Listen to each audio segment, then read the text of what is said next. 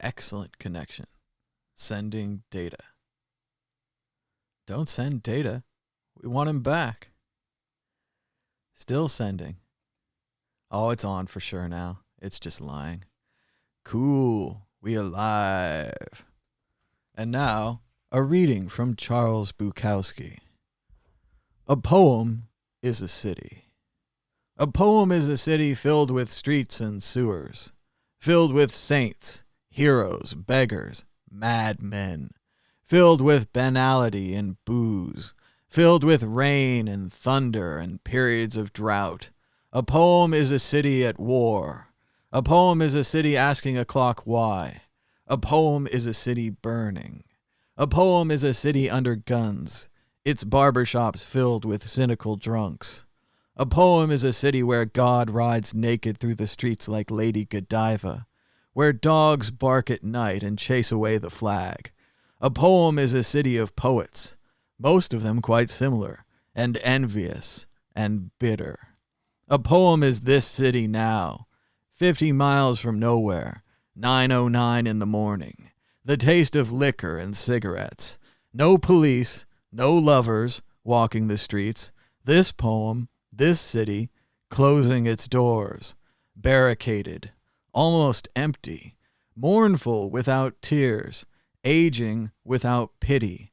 The hard rock mountains, the ocean like a lavender flame, a moon destitute of greatness, a small music from broken windows. A poem is a city, a poem is a nation, a poem is the world. And now I stick this under glass for the mad editor's scrutiny. And night is elsewhere, and faint gray ladies stand in line. Dog follows dog to estuary.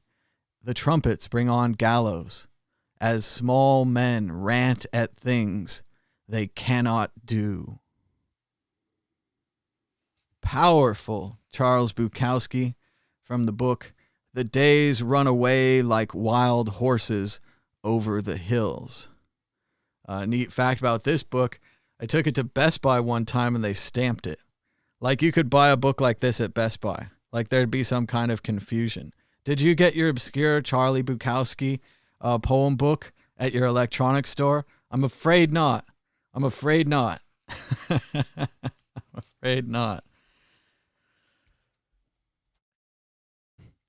Let's try one more. I don't know about that one. How about... That sounds pretty rough. I don't know if you guys could take these. A lot of these Bukowski poems, if you go through and read them, you might not be able to handle them. They're pretty intense. A lot of drinking, a lot of women, a lot of inappropriate ideas and so on and so forth. Buk was from another time. You could say whatever you wanted then. Maybe you can say whatever you want now. Shout out to everybody joining us in the audience. Thanks so much for checking this out. Give us a thumbs up and a share. That would be cool. I'll get some more people watching it. We started a little early today. It's Sunday. It's 8 o'clock instead of 9 o'clock, but I was just sitting here. So, everything was ready. So I figured we'd start. Trying to get one more poem. Not finding quite the right one. Sparrow. There's a bunch of marked poems in here. Oh, I love when he does these. Okay, so every once in a while, Bukowski will do a poem about like a baseball team or a football team. But for Bukowski, I don't know that he really cares about baseball players or football players. So his football teams and baseball teams are always made up of writers and poets and musicians and people that he loves. So let's give this one a try. It's called L. Beethoven, Halfback. He came out for the team, Ludwig v. Beethoven, blocking halfback. He really knocked them down, but he drank beer and played the piano all night. Schiller, you're a freak, he said. Leave the ladies alone. The ladies will always be the same. Don't fret. When you need one, she'll be there. And Tchaikovsky, he said, take some vitamins. I don't mind that you're a homo. Just stay away from me. That's the trouble with all you guys. You're too pale. I took a lateral from G.B. Shaw and ducked around the end. Beethoven blocked 3 men as I went past. He said, I got a couple of babes lined up for tonight. Don't injure anything you might need later. I shot up the field, evading tacklers like a madman. B was studying harmony, but I doubted if he could ever make it. He was just a fat, beer-drinking German. So there you go. Beethoven, if he'd been a football player. Tchaikovsky, taking some vitamins. Yeah. Oh, boy, this is a long one. Oh, I'm not going to do the long one. No way. But maybe a third one will be all right. Let's see. Got to find the right ones, though, right? You can't read the wrong poem. All right. We'll try this. I don't know what it's going to be like. We'll see.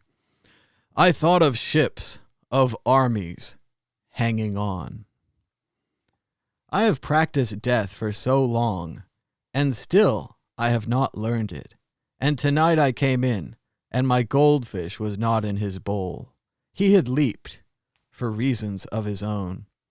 I had changed the water. It might have been a fly, and he was now on the rug, with black spots upon his golden body, and he was stiff, and he was still. And I put him back in the water. Some sound told me to do this, and I seemed to see the gills move. A large air bubble formed, but the body was still stiff, and miraculously, it did not float flat. The tail part was down in the water, and I thought of ships, of armies, hanging on. And then I saw the small fins near the underside of the head move, and I sat down on the couch and tried to read, tried not to think that the woman who had given me these fish was now dead 6 months. The world was going on past living things, now no longer living. And the other fish had died. He had overeaten.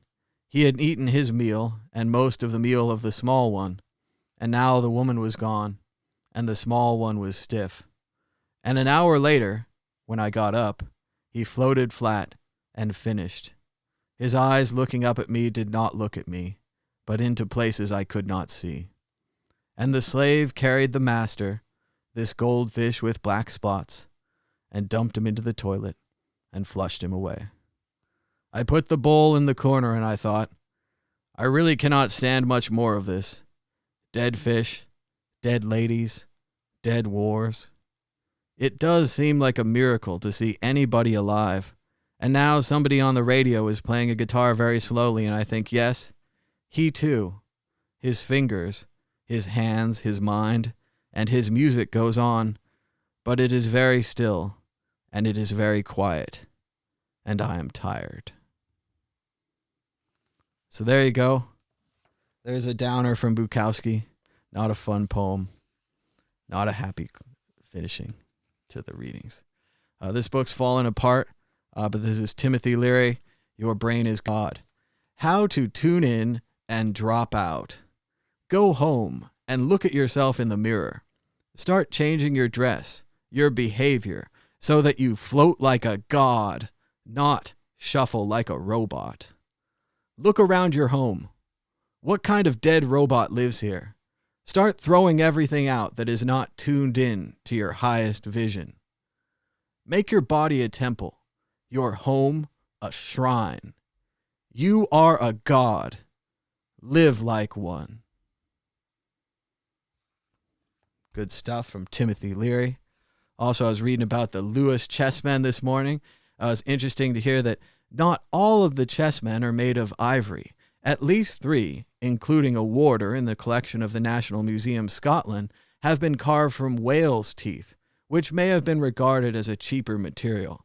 It was also interesting to hear them break down the pieces by their idea of who might have made them. It seems that multiple carvers carved multiple pieces, and we can tell by things like the way that they did the faces or the way that they did the eyes that it is the same carver doing multiple pieces but not doing all of the pieces. They also speculated about whether this was a personally owned chess set or perhaps a merchant, and it was one of his samples or something, because that's why it had so many different variations and different pieces.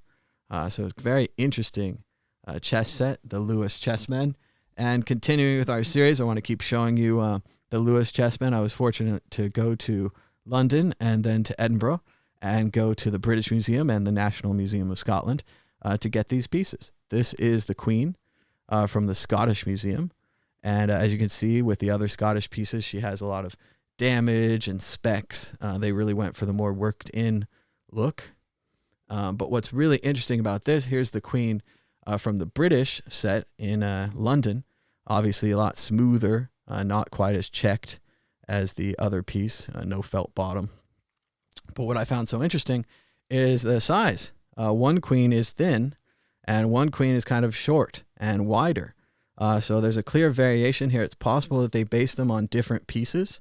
There are many different variations and different pieces, but you can see the design of the hand on the face, the way that they're sitting, the chair, also very similar. So it's neat to see, even in the chess sets produced nowadays as souvenirs and, little tchotchkes or whatever, have a unique variation.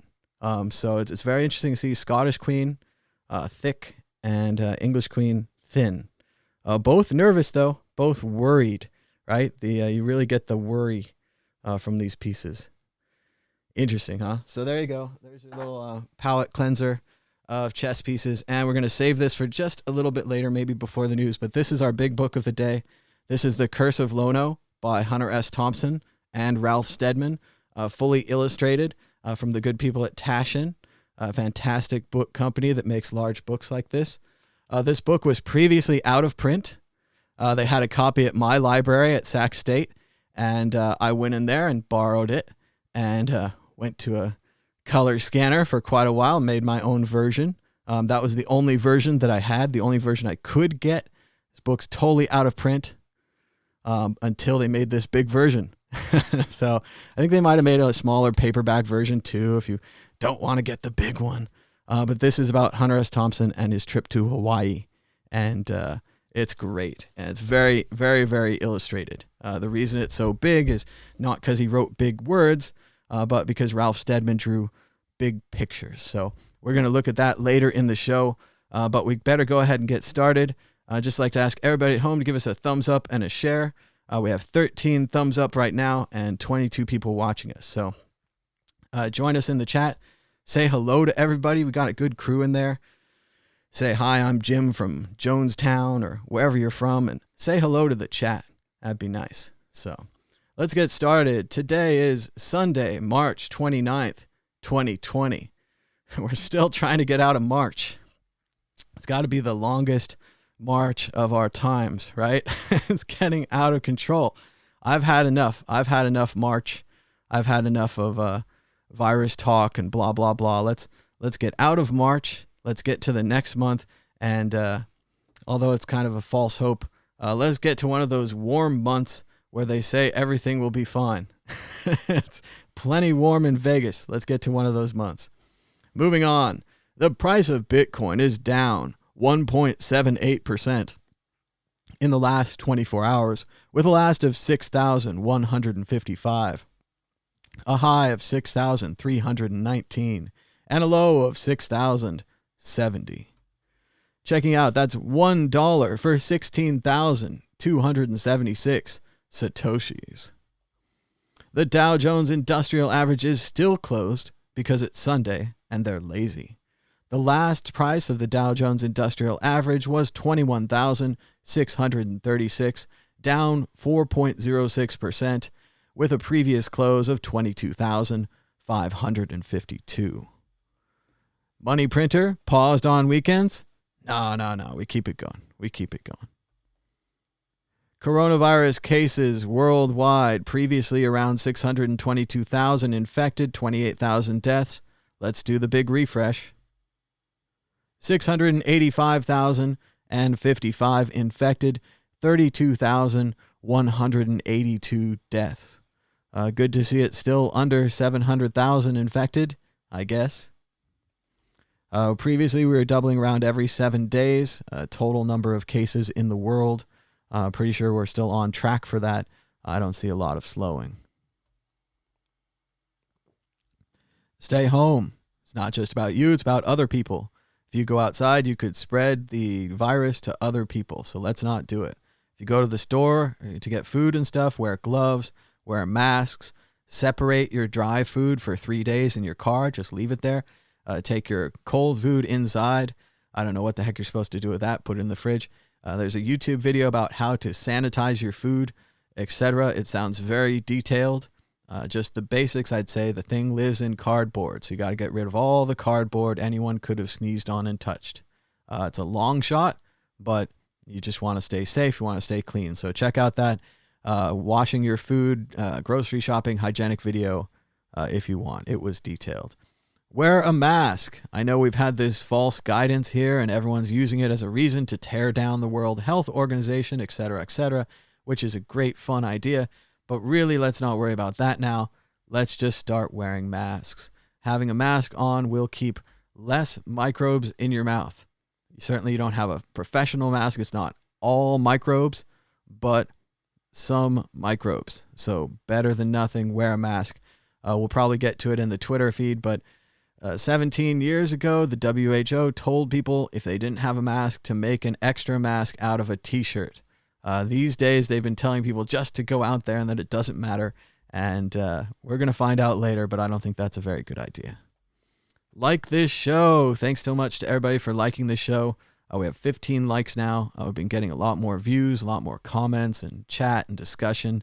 And a lot of that is because you guys like the show. So, and that you share it. And I don't know what happened to the Bitcoin group, but we got like 7,000 views. So I don't know if we got put on Reddit or some kind of link thing or whatever, but check out the Bitcoin group if you haven't already. And thanks for joining us on this fun little daily show here. Hat's all messed up. I can't take it. Coronavirus cases in the United States previously around 105,000, 1,700 deaths. Let's give it the refresh. 124,356 cases, 2,236 deaths. So that was quite a hop up here, about a 25% increase from 100,000 to 125,000 here. Previously, we were looking at getting up to 160 in just a couple of days. We've been doubling every 2 to 3 days on this United States one. So just keep an eye on the doubles and hope that we can flatten this thing out. And it's not going to happen until everybody stays home and stops infecting other people. That's what we need. This is the enemy. It's a virus. It doesn't care about your politics. It doesn't care about your finances. It doesn't care about your job. It's a virus. Bitcoin rallied 80% without any government bailout. Is it time to get bullish? What's the time? It's time to get bullish. What's the time? It's time to get bullish. I'm not so sure. The whole market's still kind of going down. We're still kind of reeling from the coronavirus crisis and the failure to contain it and the failure to use science in the response. We're still in this thing. I agree with those guys who say we're range bound. It's not fun to be, but range bound stuck between 5 to 7,000 is better than range bound stuck between 3 to 4,000, right? Does Bitcoin price follow a 4-year cycle? These are fun charts that you can do right now, but they won't be valid in 20 years. There's no way to predict this thing. I like the way they all try to tack like little charts on the back, and they're like, oh, it followed this pattern for a little while, and it followed this pattern for a little while. But like it says here, then we had a massive economic crisis that upends all predictions. So yeah, so much for your prediction model. What good was your prediction model if it's ruined by once in a lifetime economic crisis? Well, that's not really fair, but still, you can't predict shit. What is it? The only two constants are death and taxes. Yeah, that seems about right. More nonsense. Bitcoin prices closely resembling the stock market's massive drop in 1930. Well, sure, there's a reason for this. I'm sure that, stock market drops, human panics, generally look the same. Right here, people losing faith, people losing a lot of faith, up, maybe a little sell there, up, another top, and then whoa, back down. So I'm sure that price crashes always look like each other. I'm not that impressed with that comparison. Bitcoin Twitter sentiment is higher than altcoins, and it's not paid either. The XRP army, the Bcash takeover of the @Bitcoin handle. These things only last as long as they're paid. 6-month contract, 1-year contract, 3-month contract. And then you stop the bots. You turn the computers off because you're a volunteer army. You're the Hessians in you're the Hessians in the Revolutionary War. The Germans hired by the Redcoats. And when it was Christmas Eve, they took the night off and got drunk. That's when the Americans attacked because the Americans weren't paid. The Americans fought all the time in the jungle, and they didn't line up in sweet little rows to get shot down. Bitcoin is like that. The real fighters, the ones who are in this, are not the ones getting paid. They're not the ones supporting altcoins. They're not the ones making it rich. It's the ones who are grinding it out and staying in it. That's why we're going to win long term. That's why they're going to lose. They don't have that. All right, getting ready for the news. Before we do the news, it's Big Book Sunday. That's the biggest book day on the internet. And it's time to look at The Curse of Lono by Hunter S. Thompson. Illustrations by the amazing Ralph Steadman. Let's see. Book's a little large, a little tough to hold. Long been out of print. Collectors have been collecting it, certainly like I did with my copy. Here's a great picture of Hunter S. Thompson to start out. He got a little letter from Running Magazine. I never heard of that. It doesn't exist anymore. But Running Magazine says, "Dear Hunter, to keep a potential screed down to a few lines, we would love you to cover the Honolulu Marathon. We will pay all expenses and an excellent fee. Please contact us. Think about it. This is a good chance for a vacation." So, of course, Hunter doesn't have a vacation like normal people. He gets very much involved in Hawaiian culture. Captain Cook, who famously discovered the Hawaiian Isles for America and then or maybe even England, was killed and eaten by the Hawaiian people. So they don't like foreigners much. Let me see if I can find some of the best pictures. Some of the best stuff happens on his way there when he's on the airplane. There's a man on the airplane. Oh, this is too far. He's gone to Hawaii already. But there's a guy on the airplane. Gosh, it's so good. He, I think it might be Hunter who does it, but he drops his drugs down the toilet, right? So he drops his drugs down the chemical toilet. Then he has to reach down in the toilet and get the drugs back. So you can see here, Hunter refers to him as the man with the blue arm, and that the rest of the flight, he smelled terrible, and that his arm was blue from the chemical toilet that he allegedly had to reach down to get his drugs back. So pretty crazy story, and that's just the airplane ride there. When he gets there, we have many colorful illustrations like this of Hawaii, beautiful native 60s, 70s Hawaii, a little less commercial probably than the Hawaii that I got to go to. Seems like a lifetime ago, but 4 or 5 weeks ago I was in Hawaii, I guess. Gosh, it's hard to believe. But let's see if I can find another good one here. There was a really great one. So he's there to cover the Honolulu Marathon, and marathons are kind of like the Kentucky Derby and everything else that he's covered before, just a bunch of maniacs, right? I mean, he shows here everybody is stretching, getting ready for the marathon. And, they're just very fit, very thin, getting massages. They're just out of control, these marathon runners. Here's another picture of Ralph Steadman depicting the marathon runners just as, a bunch of freaks of their own, right? They're into marathon running. They have a certain, talent, a certain dedication. They're no different from, say, Hunter, who's into hard drinking and hard drugs or whatever, except that they're into running, Excuse me. Here's a cool wave picture, some neat surfing. I can't really tell if you can see these, but I'm behind the book. So let's see what else we got. And then eventually I think Hunter gets crowned as like king of Hawaii, and he gets to like take things over. Here's one. I think he was almost drowning in a swimming pool. There's sharks in the pool, and he's looking up at the diving board. So pretty wild stuff. Obviously a big book here, The Curse of Lono. You guys could check out. I think they have a smaller paperback version. Let me find one more picture to end this out about what he's up to now. Looks like that's a sweet view. There's the beach and there's the pool. So that's cool to have them both in the shot. But yeah, I think that's about it for The Curse of Lono. Pretty amazing book. Pretty amazing stuff. Here's one more. This is a good one to end on. There's a hunter on the edge of a volcano with his typewriter. He says, "This is no place for a working journalist." I don't know. Oh, the switch camera views. That's clever, computer. You do that. You get on with your bad self. Make up your own choices. Here we go. I think you can see this now.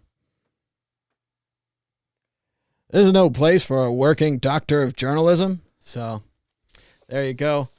Curse of Lono, Hunter S. Thompson and Ralph Steadman. It's a big book.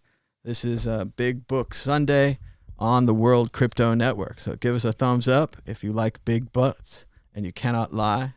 Those other books, they can't deny. Oh, if I knew the rest of the words, I'd do them. But let's check out the news. And again, put your, take your protein pills and put your helmets on, right? David Bowie. All right, we're going to start off with a video from the WHO.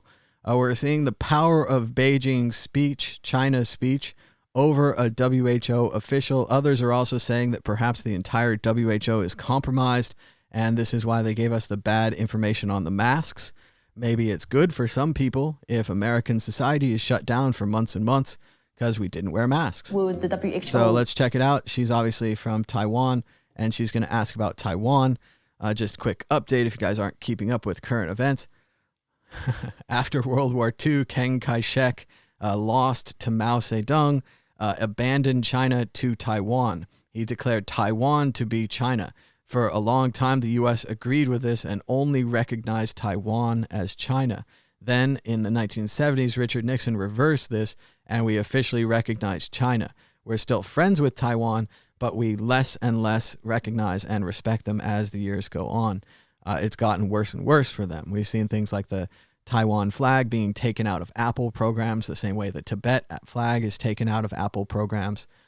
China very much wants Taiwan back. They've already declared that they are one China, that they already have them, that they are a state in rebellion rather than an independent state. So depending where you come in on that is where, where the Chinese want to be, the different politics options. So she's asking here if the WHO will consider membership for Taiwan. She gets a tough answer. And again, YouTube, this is fair use news content, but your automatic systems are going to demonetize me anyway. So, oh well.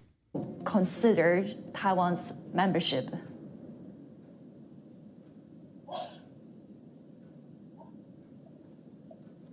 Dark. So dark. Hello? I'm sorry, I can't hear. I couldn't hear your question. Okay, yeah. Let me repeat the question. No, that's okay. Let's move to another one then. Right, because I'm actually curious on talking about Taiwan as well, on Taiwan's case. He hangs up. We decided to give Dr. Alward another call to follow up. He's a doctor. And I just want to see if you can comment a bit on how Taiwan has done so far in terms of containing the virus. Well, we've already talked about China, and when you look across all the different areas of China, they've actually all done quite a good job. So with that, I'd like to thank you very much for inviting us to participate, and good luck as you go forward with the battle in Hong Kong.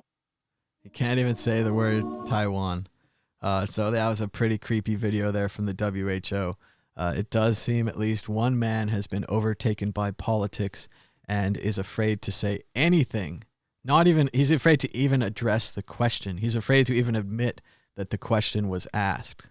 So not a good look from the WHO. Shout out to the EFF. It's time for the Supreme Court to allow cameras. There's been no reason for this. They allow oral arguments. They have recordings of them. They have transcripts of them, but they don't allow cameras, maybe because they don't want us to watch. Imagine if people actually paid attention to the Supreme Court. Maybe we wouldn't give them lifetime appointments when they're like 40 or 50 years old and they're going to live forever. Maybe we wouldn't do that if we could see what was going on. And I'd like to watch. I think it'd be super interesting. I'd like to see Clarence Thomas not ask any questions ever. Singapore is open sourcing its contact tracing app called Trace Together. Essentially, if you were within 6 feet of someone else with the app who becomes positive later, you will be notified. So here it is. Some might find this creepy. Some might find it effective, right? Using our technology for good, but certainly could be perverted later down the line.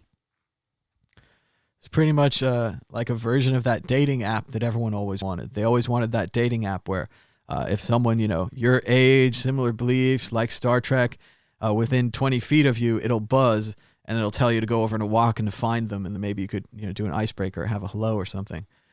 So it's a lot like that, except for the virus. And it also seems to be creating a lot of creepy tracking information of everyone that you walked by all day. So this is kind of like that idea where if you got some kind of a sexual transmitted disease, you're supposed to go back and call all your people. But this app would do it automatically and include everyone that you walked by on the street. So I don't know if we're going to need this. We're going to talk as well. Apple has a similar app that's coming out now. If you trust Apple, if you trust Singapore, if you trust open source, which again, open source is only good if it's checked and verified.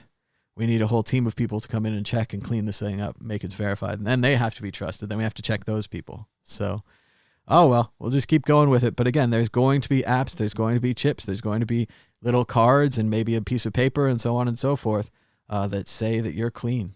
And it's going to be a thing. So if you have a better idea on how to do it, if you have a worst case scenario, something you think should be avoided, now's the time to talk about it. Now's the time to call up your congressman and whatever else you're going to do and say, hey, whatever you do, don't do this. Or if you have a positive suggestion, that would be great. You could suggest that. Bloomberg Economics says the U.S. doesn't just have a shortage of ventilators, it doesn't have enough parts needed to produce more. So time to get out those 3D printers, maybe to get a new shipment from China. I hear they're running again. Once again, China, really, if they could get those factories going, crank out ventilators and gloves and masks, they could make a lot of money. And they could also make a lot of goodwill. A lot of lives could be saved by some quick economic action. Nicole Paul Singh writes, nearly every American city is lacking the most basic supplies. The U.S. is going to be so ravaged by this, and the failure lies within the federal government, followed by the individual states. If this can't engender big structural change, what will? And I agree with this. Oh, streaming stopped. That's new. Oh, well. I think it's still working. Let's try one more chance. Warning, please check the video resolution. Well, this is new. Current resolution is not optimal. Anybody in the audience, are we still live? I'm going to keep going, but we got some strange warnings, and we might have dumped the Periscope or the Facebook feeds. So we're going to keep going on YouTube. Hopefully you guys are with us. Restream, this program that we pay for that we're getting tired of, seems to be having some issues because the streaming monitor went to offline. So we'll try to keep going with it. Here we go. Yeah, we need big structural change. Cities need to be better organized for the people. Governments, federal governments need to be better organized for the people. There we go. Thing came back. All right, so that was weird. Because, yeah, if you can't monitor it, what good is the monitor? Shout out to New Balance. I have a bunch of New Balance shoes, and maybe I'll have to get some more. They say that they made shoes yesterday, and they're making masks today. It took a long time. Hopefully they were tooling up, but this is what all American companies and all factories in the world need to be doing right now. They need to retrofit, start making masks, start making gloves, protective equipment, ventilators, parts for ventilators, whatever we can to do it. And it doesn't look like, the greatest mask or anything. It looks like it's made of shoe material, but it looks like it would work and impressive. Shout out to New Balance. As One More Peter Smith writes here, I've never run in a New Balance shoe, but I will be this summer. And that's what companies need to think. Not only are you saving lives, which is great, you can help convince people your company is a good company. People will buy your products, maybe even for a lifetime. Imagine if this goofy mask saved your cousin that worked in the hospital. You'd buy New Balance for life. Your cousin's a brand man for life. I mean, this is a big opportunity. You want to get on that. Shout out to Paul Rosenberg. He says, notice, this is what an honest scientist does. And he's checking out that malaria drug. He said, here's a study that did not find a correlation between the malaria drug and positive outcomes. However, it was that drug only and not the cocktail that other studies and prescriptions have found successful. Even so, here's the data. And that's the way you do it. You publish the actual results of the data, even if it doesn't line up with what you wanted it to be, or maybe it doesn't support your side or your theory. As the guy in the chat here says, specifically, no zinc supplements were given. The outcome is not surprising. So it's very unlikely that it's this one drug, hydroxychloroquine, something like that, that would just cure it. It's not a cure-all. And even then, we're not talking cure. We're talking treatment for people who have the disease, different than vaccine. Vaccines for people that don't have it yet, which is what we really need because it prevents it. Treatment is for people who have it. Maybe they could improve and get better. Maybe they don't need to use ventilators. So this is very important. We need these drugs. We need this treatment. But I've heard that it's this hydroxychloroquine combined with zinc, combined with the HIV cocktail. We're talking big money now. Maybe combined with something else. I don't know the scientific facts, but it does have some effect during treatment. However, again, with the whole president thing, I would test it first, stockpile it next, then announce it as a cure. I wouldn't announce it first, test it next, and stockpile it last. I think you just get better results. And you can talk about it in your internal meetings. In your internal meetings, be as psyched up as you want. You've got a cure, you know. But when you go outside, if you tell people, you're just going to create the situation we have now where people are hoarding it, people are demanding it, people want it even though they don't know if it works, and we're having trouble testing it because we can't get any, and no one wants to take the placebo in the test. I mean, we have just all kinds of issues. So it's not the way to roll out a drug. Feminist Next Door writes, when healthcare workers say there's a ventilator shortage, what they mean is there's an abundance of people about to die by drowning inside their own lungs. And that is the actual real case here. They don't just want these so they can stack books on them. You know, these aren't paperweights. These are useful medical equipment that they need desperately in New York City. And they're going to need them in New Orleans, and they're going to need them in Washington. And it sounds like they're going to need them in San Francisco soon. So, yeah, it's all heating up. And none of it is like New York doesn't want 10,000 extra ventilators just so they feel good. There's nothing ego in this. It's all saving lives. Another questionable move from President Trump. Breaking news, Trump considering an enforceable quarantine in New York, New Jersey, and parts of Connecticut. Once again, I'd say the same thing I said about the announcing of the cure. This is the wrong order, right? After he announced this, they asked the governor of New York. He'd said he'd never heard of it and that it might be illegal. So again, let's rearrange the order of operations. Instead of announcing the quarantine first, talking to the governor second, and then finalizing the quarantine last, what I think you should do is talk to the governor first, finalize the quarantine, and when you announce it, actually have the quarantine. Because the problem right now, by announcing it first, which again, the man has a predilection towards announcing things first. That's his style. That's what's worked for him as a casino builder and a real estate guy, a TV star. All of these things, announcing first, regardless of whether you're actually going to build the thing or whatever, has always worked. But I would say instead of announcing it first, talk to the governor first, finalize the details, then announce a real quarantine, not a potential quarantine. Because right now, if you're in New York or New Jersey or Connecticut, you're probably going to try to leave so that you don't get quarantined. Which fails the whole point of the quarantine. You want to keep the virus potentially in one area. That's the whole point of it. So announcing it first doesn't help. Like, this is a new world. Like, you have to think more, I don't know. You have to think more logically. You have to think more strategically. It's not too late. You can still do it. They can act strategically. I believe in them. They have some smart people. They're not listening to them, but I mean, they have some smart people in there. They must, God willing. Op-ed in the San Francisco Chronicle with Hillary Ronan and Matt Haney calling for rent and mortgage moratorium. We need to not only stop evictions, but also to freeze and suspend rent and mortgages during this crisis. I saw a great comparison on the news. They talked about the different ways that countries are handling this. They said in Denmark, maybe Netherlands, some of the other countries, what they'd done is they'd given the money directly to the employers. And they'd said to the employers, keep your workers on payroll. This means that you still have a job. You have something to go back for. We're gonna see, but I think that's the way to go. I think that's a good way to do this.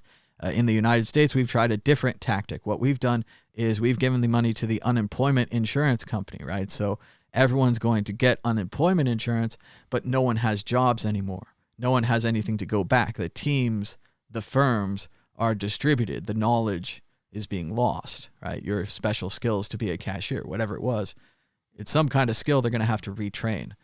So by giving it to the unemployment insurance, I think that we're going to have a slower recovery than these other countries. But again, with the data, we're going to be able to compare this. Even on a smaller scale, small country like Denmark, big country like the US, we can still do the percentages. We can look at the numbers. And then next time, maybe we can think it would be better to give the money to the employers. In the same way, other countries have done rent and mortgage freezes. They're maybe a little further down the line, like Italy, for example. The United States has not. And I agree with this article that it's not just about stopping evictions, but also freezing rent and mortgages. Because even though we like to say landlords are bad and they are, parasites on system and all this kind of thing, a lot of landlords still need the money from the rent to pay for the mortgage on the thing that they, technically own from the bank. So in that way, if you don't bail out the landlords, they're all going to go out of business and you're going to have to kick those people out anyway. Because the landlord's going to lose the building. They're going to lose the house, whatever it is. You still have to, you're not evicted, but we have to sell this thing. It's not ours anymore. Or the landlord gets foreclosed on, so on and so forth. So yeah, I really think this is a good idea in the middle of this crisis. No one can go out. No one can work. Many small businesses are done. The gig economy is done. I'm not sure this is really about lazy people. This isn't really a welfare type program. This isn't a like you're too sick to work or you just don't want to work or you don't have skills or it's a bad time in your life. These are people who were doing fine before the virus. So in the same way, if we backed up the employers, they could go right back to work. If we back up the rents and the mortgages and the landlords as well as the people paying the rents, they can keep living in their houses. If we don't do these things, like we have a choice here, right? Certainly there's complete market capitalism, right? We could just let it go. Everybody goes bankrupt. All the businesses go bankrupt. All the landlords go bankrupt. All the businesses go out of business. And we hit the Great Depression too, harder than you've ever seen. Soup lines, longer than you've ever seen because they'll be spaced out with social distancing. But they're going to change that to physical distancing because social distancing is different. But yes, we'll be right back in it. So that's the Keynesian argument for printing money, is that you prevent these absurd hard bottoms. You have a smaller bend to things rather than a dramatic drop and a dramatic up and a dramatic drop and a dramatic up, that you're middling things out, right? Less damage in the middle. That's what our system is. We're going to try it. If we were on Bitcoin completely, like I've said many times, we can't print money for weapons. Good. We can't print money for disaster relief. Bad. When Bruce Springsteen says you have to donate in the Bitcoin world, you have to donate or there's no food for Katrina. There's no new houses. There's no anything because the government loses its money printing power if Bitcoin goes the way that we think we're making it. Also, Jennifer says she's going to pay her landlord. That's nice. If anyone wants to maybe get a month off from your bills, I'm not sure that they're going to waive them, but they might give you an extra month to pay. I've heard through the grapevine that you can call up your cell phone company or your credit card company or whoever it is, and the magic keyword is I cannot pay because of coronavirus. I lost my job because of coronavirus, whatever it is. If you mention this, the credit card companies, the cell phone companies are supposed to give you a break. Because the idea being, and you can tell them this on the phone, you can say, if I'm either going to, get this deal or I'm not going to pay you at all. So it's a much better deal for them if they can get a deal, if they can work something out, just like with the jobs. If they can keep you on the credit card system rather than having you go bankrupt and just walk away, It's better for them. So if you need help, or even if you just want an extra month, I don't care. Call up your credit cards. Tell them about this thing. Let's make the most of this, because who knows? I mean, maybe you're fine now, but in a few months you'd be effed. So let's hold on to the resources we have. Let's buy food and protective gear. Let's take care of ourselves. The slope of COVID-19 detection in Utah is increasing, reflecting increased availability and testing. This means the virus is and has been in the community. The governor of Utah needs to announce a statewide mandatory shutdown to prevent catastrophe. But will he? Again, if we had a national government, the national government could say, Utah, you're over a certain percentage. Once you're over a certain percentage, we can't do the old strategy. We have to switch to the new strategy. You're going to have to shut it down. If we had a national government, if we were the United States, if we weren't just 50 principalities trying different tactics at this thing, which we're not. Starting to feel like the Holy Roman Empire in here. It's neither holy, nor Roman, nor an empire. The states were not united, nor were they states. The Civil War was hardly civil. Oh, shout out to Instacart workers. This is desperate and they need it bad. It's a rough time to support a strike, but this is it. Instacart workers are demanding, or they will strike. They want $5 an order hazard pay. They want free safety gear, hand sanitizer, soap. How about gloves and masks? This poor lady is shopping professionally without masks or a glove. I mean, she's toast in 2 weeks. They want free safety gear. They want paid sick leave expansion. And you know what, Instacart? You should give it to them. I can't believe that these grocery workers are still working without hazard pay, that they're putting themselves on the front line. They're potentially military in this situation, and they're not getting hazard pay. They're not getting anything else. Could you imagine getting out of work to go to your stupid grocery working, scanning things job? Only now it could get this disease that could kill you or shut you down for 2 weeks. Who knows if they even have 2 weeks of medical leave, 2 weeks of paid sick leave. They're grocery workers, especially the stock guys. I don't think they treat them very well at all. They're interchangeable cogs. At least the cashiers have some kind of training. You want to keep them around. But same thing for these Instacart people. Previously, in previous times, they would have just fired them all. They would just fire them all, get some new ones. But now times, give it to them. Give them what they want. Same thing they're saying for Amazon warehouse workers, Amazon delivery truck guys, all these people. Hazard pay, safety gear, and free sick leave. At the least. If not, bonuses and just more money. I mean, I know, you pay people, they'll do anything, but if you don't pay these people, why the heck would they keep doing what they're doing? It doesn't make any sense at all. I finished up Philip K. Dick's Maze of Death. Like I've said, I read all the Philip K. Dick books. I think I've read 10 to 15, maybe 20 of them. There's about 45. And they're good. I like the ones with the worst titles better. This one, kind of a pocket drama, not very big, kind of a twist ending. Not going to give it away. But it was fun. I could see it being kind of a made-for-TV movie or a made-for-Netflix movie. 11 of Philip K. Dick's 45 books have been made into movies. So it's possible eventually they get to them all. But it was a nice, quick, little pulpy science fiction. I think the best part of it was probably, as usual, Philip K. Dick injecting his own religious beliefs into the book. Kind of a spoiler.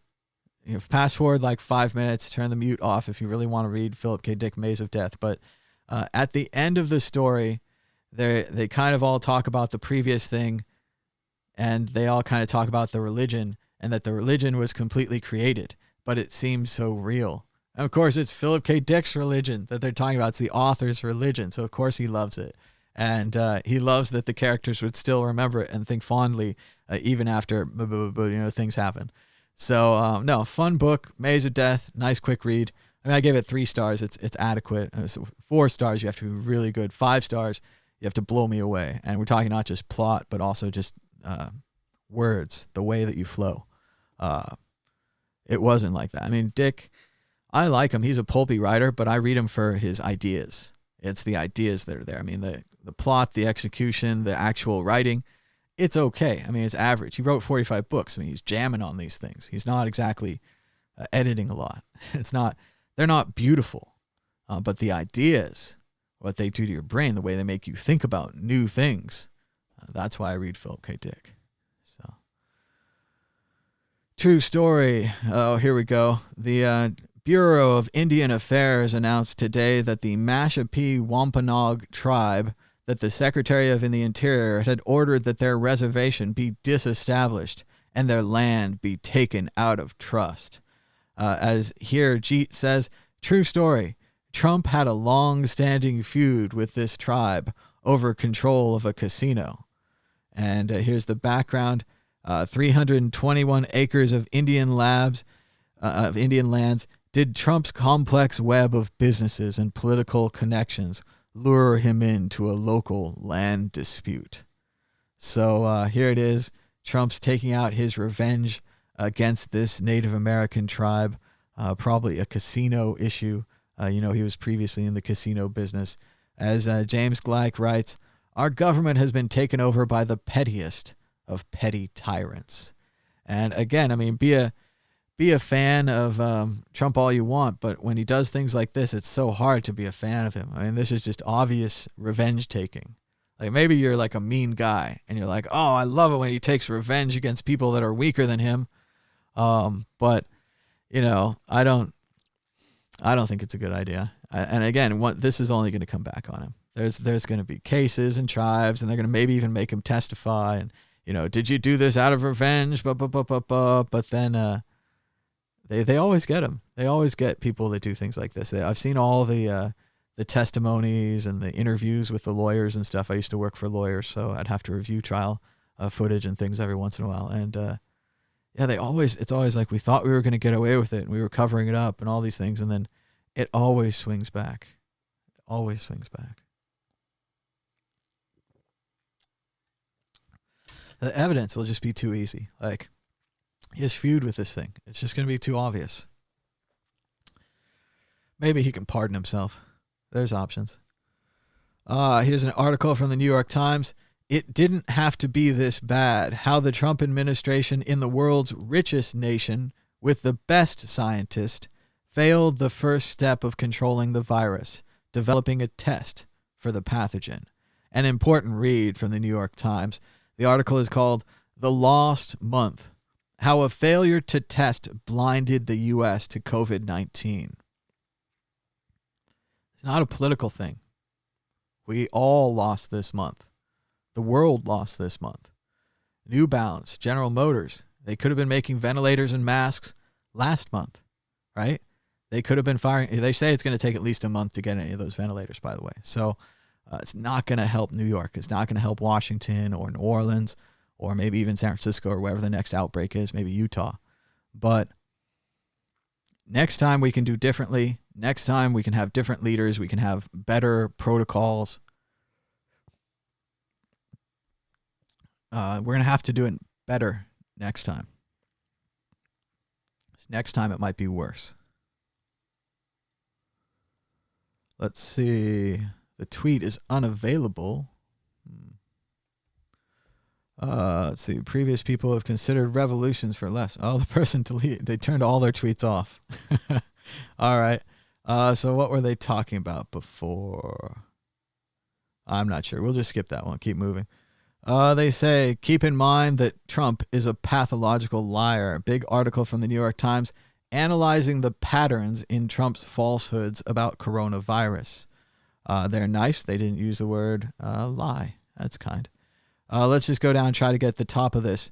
One of the main things he's been doing is playing down the severity of the pandemic. When the first case of the virus was reported in the United States, Trump dismissed it as one person coming in from China.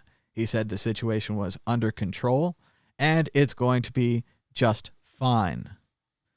A day later, it was lower than any other country. There were very few cases. Let's see, it was low, so he underestimates it. The other thing he does, and this is particularly devastating and disastrous for potential cures, is that he overstates potential treatments and policies. He promoted treatments that were still unproven against the virus and suggested that they were approved and available, although they were not.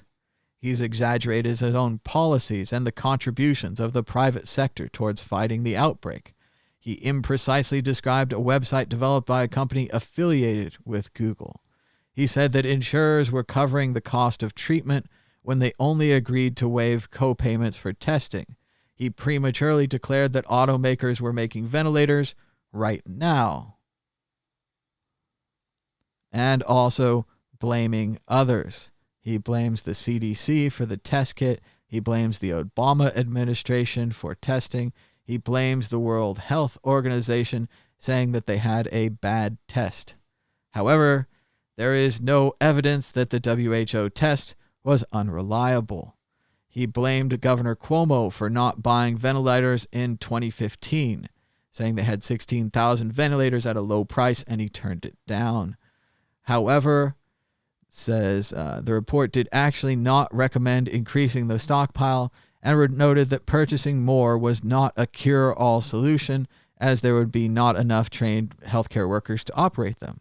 He's also been rewriting history, saying that testing in March was perfect, saying that the tests were all perfect. He said his response to the coronavirus was one of the best. He called Obama's reactions a full-scale disaster, but it actually seems to be the opposite. He argued that nobody would ever believe a thing like this is possible and that it snuck up on us. However, there were a number of warnings, including a government report saying that the United States and the world will remain vulnerable to the next flu pandemic or large-scale outbreak of a contagious disease. So these are the many ways in which he's been having falsehoods, rewriting history, blaming others, overstating potential treatments and policies, and playing down the severity of the panic. It would be great if he could stop doing all of these things. California guy says, I may be stuck at home, but at least I have access to technology that allows me to see the worst information on Earth and get insanely mad about it. Nice. They're going to get rid of the word social distancing. I agree with this. They're going to change it to physical distancing. They're worried that the word social distancing actually means what we've been doing, what me and the computer geeks have always been doing, which is going home and staying away from people, not calling them, not phone calling them, not video chatting, not being social, right? That's not exactly what they wanted to tell you to do. They want you to do what they're going to call soon physical distancing. They want you to keep physical distance from other people. You could still talk to them, but at 6 feet away or whatever. So it's interesting to see the accuracy of terms. This social distancing term might have made us all antisocial. So let's switch that up to physical distancing. As I said earlier, Governor Cuomo doesn't think that the quarantine of New York is legal or that it would be successful and that it would be a federal declaration of war. Just going back to some of the things I've heard lately, I've heard people trying to say that we should do a county-by-county plan, which, again, we can't just lock off the counties. We don't have walls around our counties. We don't have borders or fences or anything at the county level. Expanding just a little bit to the state level, same thing. We don't have walls around our state. It's not easy to just say, close New York State. If guys really want to do it, they could walk around the border. They could take dune buggies or jeeps or whatever, cars. They could drive. All of our borders are not militarized, and they're not even really borders. The states are fluid, right? People move from state to state. So a county-by-county approach, even a state-by-state approach, doesn't properly understand the kind of society we have here in the United States. One of the reasons everyone was so freaked out when they saw China shutting down is because they can't imagine us shutting down. A lot of people here are independent. They're Americans. Like, they're not going to listen. They're going to do what they want to do, or they're going to try to evade you, like announcing the quarantine of New York, then having everyone leave, spreading the virus everywhere else. You enact a quarantine. You don't announce it. It's not a threat. It's a thing that you do because you have to do. So, yeah, I wouldn't have announced it. I would have talked to the governor first. But again, these are just, order of operations. You do the things you want. I'll do the things I want. I think this is a better way, but we'll see how it goes. Shout out to Michael Stipe of REM, my favorite band. He's got a new song out now. He's got a little demo of it like everybody else. He's singing at home. I thought it was pretty good. Dragged a little at the end. We've already lost our ad rights. Maybe we'll play a little bit of Michael Stipe. Let's see if it's going to work.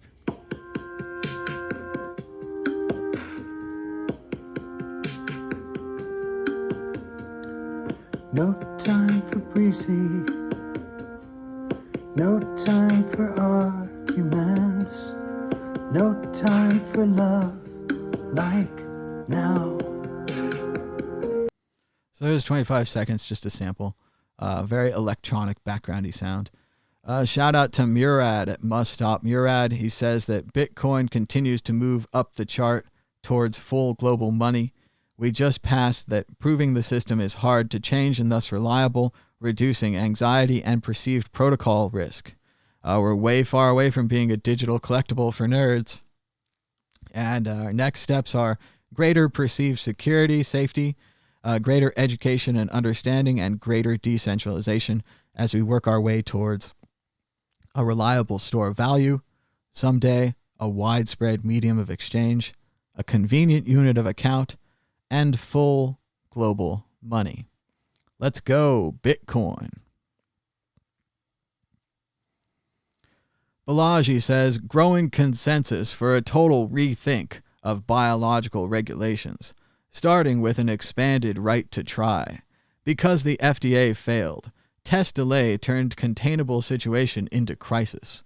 But people want regulated products, so empower Mayo Lab and Stanford, etc., to work with state regulators.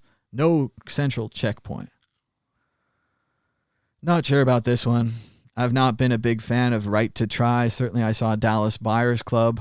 That seems pretty legit. If you have HIV or AIDS, you want to try some crazy drugs, that seems pretty legit to me. I'm not sure that we want to just open it up for everybody on every single disease that comes through town. Seems a little extreme to me.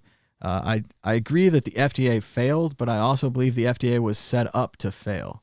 So this may be one of those situations where the FDA is set up to fail so that our good friends at Mayo and Stanford can come in and make a ton of money. So not so sure about that one. I believe if you hollow out a government industry, don't hire anyone to work there, don't lead, don't put a good leader in charge, like any government agency would fail. It doesn't matter. So not so sure on that one. But, Balaji's clever. If he's for it, maybe it's a good idea. Try to think of what someone smarter than me would do. So New York City's 9/11 system is overwhelmed. Paramedics are terrified. Corona cases are mounting. I can't imagine what it's like there.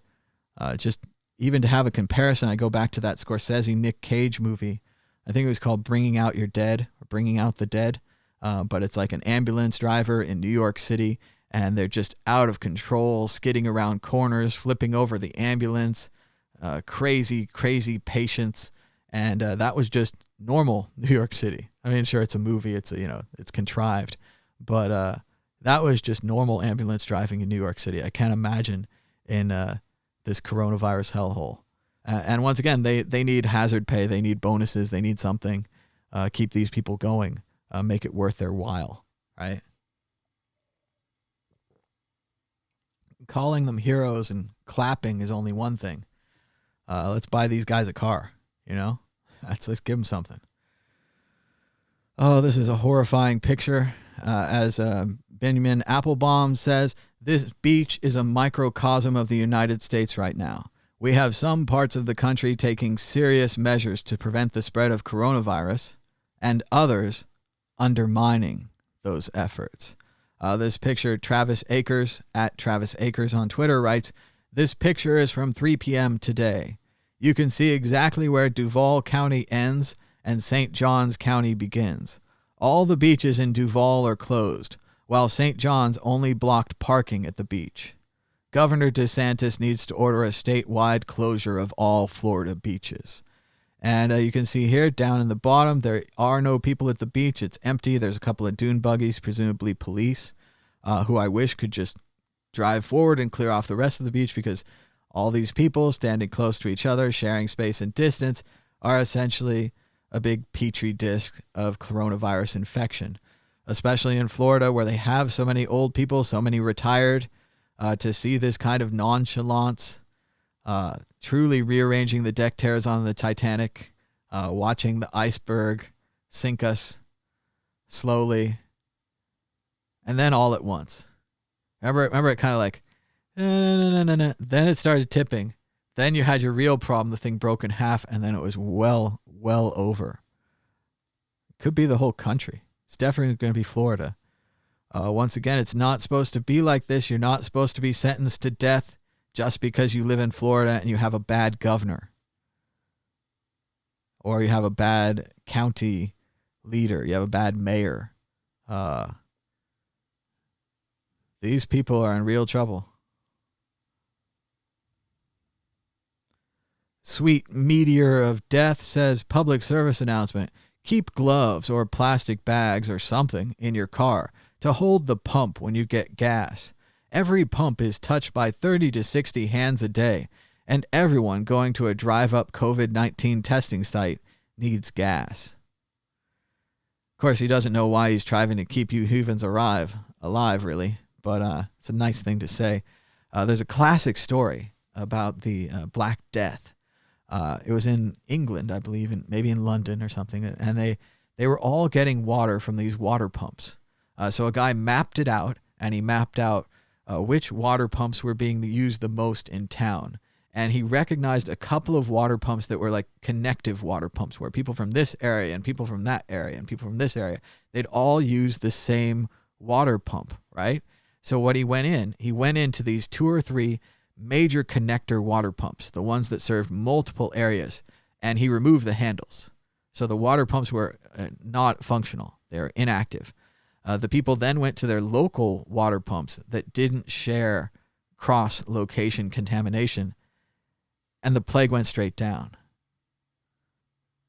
So let's not recreate the same thing with these gas pumps. Let's not be the stupid idiot that everyone who buys gas gets the virus. Let's wear gloves. Let's have plastic bags.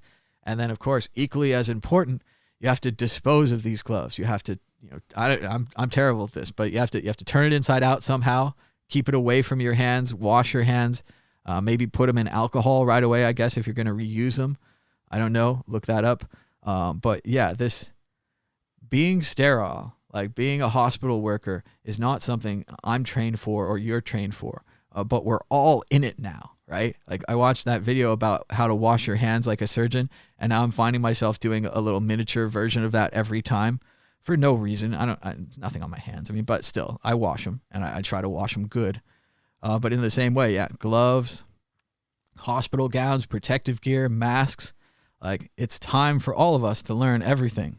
So all the stuff I thought I could ignore, it's coming right back up. It's the same thing like cars. Like, I blissfully avoided learning anything about cars, instead focusing on computers. And every once in a while, yeah, I need to know something about cars, and I just don't know it. Hospitals and viruses and human bodies and things like that, it's also the same. I tried to ignore it, but that always comes back. You have to have this kind of total knowledge. You can't have any area that you're ignoring, because that's the area that's going to come up and bite you, right? So at least that's the way I see it. I mean, I'm into knowledge. I have a lot of knowledge. I try to get more knowledge. That's my game. But maybe you're not into that. I don't know. As I said, 14 years ago, the Center for Disease Control told people how to make masks out of T-shirts if N95 masks were to become unavailable. They even have instructions here with how you're supposed to tie the T-shirt. It doesn't even look like you maybe make some cuts, you make some slits into the T-shirt, you can roll it down. They have a variety and instructions right here. 14-year-old CDC instructions telling you what I've been telling you for weeks now. Anything over your face, any kind of mask is better than no mask. So, and that's going to change soon. Shout out to CNN. They say that history has shown naming disease after places can have negative consequences for nations, economies, and people. As times change, language does too. And this piece, I don't have to read it. We don't have to go look at it, but it's essentially a response to what the president was saying, calling it the Chinese flu, calling it the Wuhan flu. This is, yes, we used to do it in the past, but we don't do it anymore. It's distasteful. It spreads a bad thing.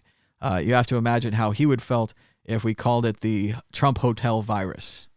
That's terrible for the Trump hotels, even if it was discovered there, right?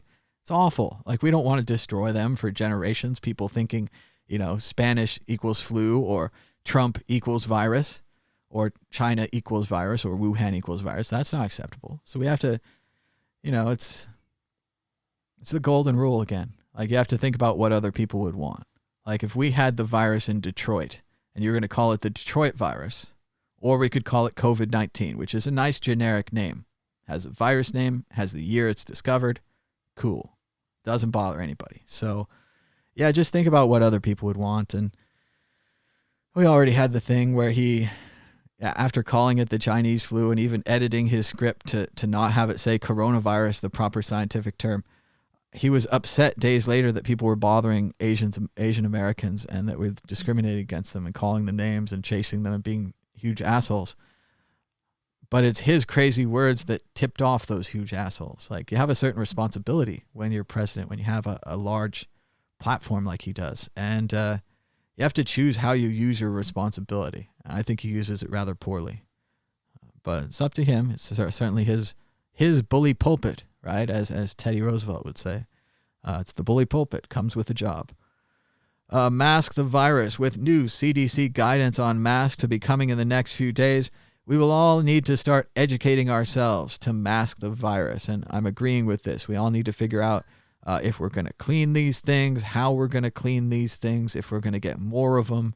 Obviously, I'm not saying we should start going out just because we have masks. But if you're going to go to the grocery store, you got to go to the drugstore, whatever it is, you should be protected. You should wear a mask. And you should know how to clean it, how to take it on, how to take it off, how to keep from getting infected, even though you have a mask. So let's all do a little bit of research. Let's all pretend that we don't know everything and that maybe we can learn something new and that doctors and hospitals have quite a lot to teach us. I'm pretty sure that's true across the board. Shout out to Balaji. He's altered his profile to show a mask over his mouth to support the American masking efforts, which we hope will start in a few days. This is a good idea. He also suggested maybe someone could make an easy program to add this to people's profiles, or an automatic program or something like that. So if you're capable of doing that, this might be a fun project for you to do while you're sitting at home. Government officials and executives at rival ventilator companies said they suspected that Covidin had acquired Newport to prevent it from building a cheaper product that would undermine Covidin's profits from its existing ventilator business. And once again, when you have for-profit medicine, it's for profit. They don't care about building more ventilators. They clearly had the option to build a cheaper ventilator, could have saved thousands, hundreds of thousands of lives. Also, in discomfort, all kinds of other things. Instead, they bought the company to shut them down. Nice. Yeah. And again, let's just think of a time in the future when we'll have lots of time. We'll just be sitting around and we can get the heads of these ventilator companies to come to Congress, and we can line them all up like they did the cigarette executives in the movie The Insider. And we can ask them all the questions we want about what they did and why they did it. And it's going to come down that they just wanted to make more money and less ventilators. And they didn't really care that they were making hospital equipment. They could have been making DVDs or video games or widgets. It doesn't matter. Their goal was profit. For-profit healthcare gives you for-profit results. It's not that hard to understand. I mean, garbage in, garbage out, right? And the garbage are the people who are profiting off of not making ventilators. Balaji writes, "It's stark. The only way to preserve freedom and democracy is with technology. Because without effective treatment or vaccine, we face a future of extended lockdown, quarantine, and surveillance. Just like the first bailout greased the skids, this won't be the last lockdown. And he's responding to Jeff Lewis, who writes, 2 possible futures. Number 1, STEM companies figure out a way to stop the spread and save the world. Yeah. Number 2, slide into true global authoritarianism of the left and the right. Pick one. So I'm with science. I think we should science this thing. Another article from The Guardian, the English newspaper. The president botched the response to this pandemic so badly. So much of what's happening now is because of that. And we're not trying to be critical of the president here, but as the Guardian headline even says, the missing 6 weeks, how Trump failed the biggest test of his life. He was aware of the danger from the coronavirus, but a lack of leadership has created an emergency of epic proportions. So I'm not going to go into the article here. We've already talked a lot about the 6 weeks or the month where we did nothing. It's not a political thing. If this was Obama or Biden or anybody else, and they did nothing for a month or 6 weeks, I would be saying the exact same thing. I would have said it more like, oh, I used to like the guy, or oh, I thought he was clever. Sure, I would have come from a different place. But you can't just sit there and do nothing. This is your job. And we're going to talk about this forever. There's going to be books about this. There's going to be emails that are come out. There's going to be people inside the administration screaming, we should do something. Good people. And there's going to be people inside the administration saying that we should do nothing. And that's fine. I mean, they were wrong. They took a side. They took a risk. They lost. It was bigger than we thought. Bigger than they thought, at least. As Stone Kettle says, Nero fiddled while Rome burned. We use this phrase because the self-aggrandizement of a Roman emperor, who may have started the fire as a real estate grab, was so infamous, it's still noteworthy 2,000 years later. 2,000 years from now, we might be saying, Trump tweeted while the pandemic raged. Because it really is. You have a choice between action or inaction. And, he took the choice of inaction. And even if you say, he didn't make a choice, he was just waiting. By waiting, he took the side of inaction. If he had taken action, if he had built even a single ventilator in the 6 weeks, we would have one more ventilator. We don't. Shout out to a Twin Cities sportswear company that's pivoting to make protective masks. As Richard Painter says, many American businesses, big and small, can convert production lines to help us fight the virus. They are putting lives first, profits second. That's a big deal. It's not how we normally do things. It's not how a for-profit healthcare company works. They put profits first. Lives are second. And we could have done this months ago. We could have done this on a grand scale. We could have done this in an organized, top-down, national fashion, as if we were fighting another World War II, as we've said over and over. Mitch Albom, author of the book, I think it's Tuesdays with Maury. I have not read it. Writes a long article. I wanted to read it, but it's just too long, about Gretchen Whitmer, governor of Michigan, saying that she deserves respect and that she's doing her job, and that the president was way out of line when he said to Vice President Mike Pence, he said, don't call that woman in Michigan. And also implied that because they had political or personal disagreements, that Michigan would not be receiving protective gear and ventilators, that they had to ask nicely. This is a very bad look. The states are not supposed to be competing with each other for the loyalty and respect of the king. It's not how this system's supposed to work. It's going to be studied. It's going to be written about. And this is going to be another one of the flashpoints when he starts personally insulting governors and questioning whether the people who live under these governors will be able to keep living because of his personal, political, and other disagreements with these people. It's out of control. Here's something that we've been talking about and we're going to talk about a lot more. Apps going rogue, maintaining personal privacy in an epidemic, Apple is releasing new software. And there's this new software here called Safe Paths that tracks your movements in a privacy-preserving way and could let health officials tackle coronavirus hotspots. So this is definitely going to be one of those civil liberty issues. You're going to have to decide where you come down on this. I think if it's voluntary, I think if it works, if we analyze it and we think that's a system that could work, and if it's something that sunsets, something that goes away, we might have to do something like this to fight the virus. On the other side, you might be saying it's too much info, it's too much privacy, it can be used for other things. Certainly we could track coronavirus people, but we could also track maybe people that hang out in clubs that we don't like. Maybe, homosexuals or whatever. Any kind of group of people that you don't like that you can now separate and track because you have all the geographic information in the world gives you the incredible ability to then discriminate or target that group that you don't like, no matter what they are or what characteristics that they share that equal your dislike. So yes, this privacy data is important. This is a big deal.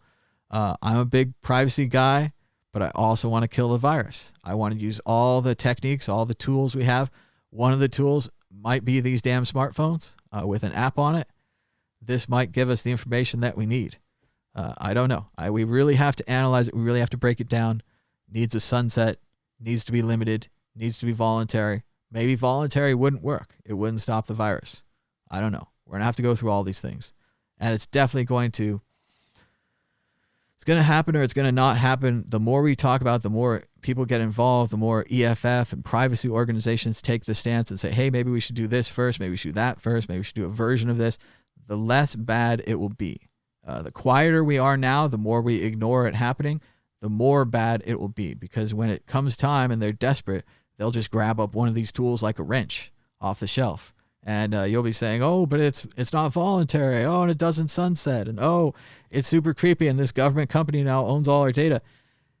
And it won't matter because they've already picked up the wrench. We have to talk to them now before they pick up the wrench. We need to say, put a safety on the wrench, put a sunset on the wrench. Give us some options with that wrench. The way they kind of did with the Patriot Act. But same thing. Patriot Act was sitting on their shelf, ready to go. When it was time to launch it, they just launched it. So.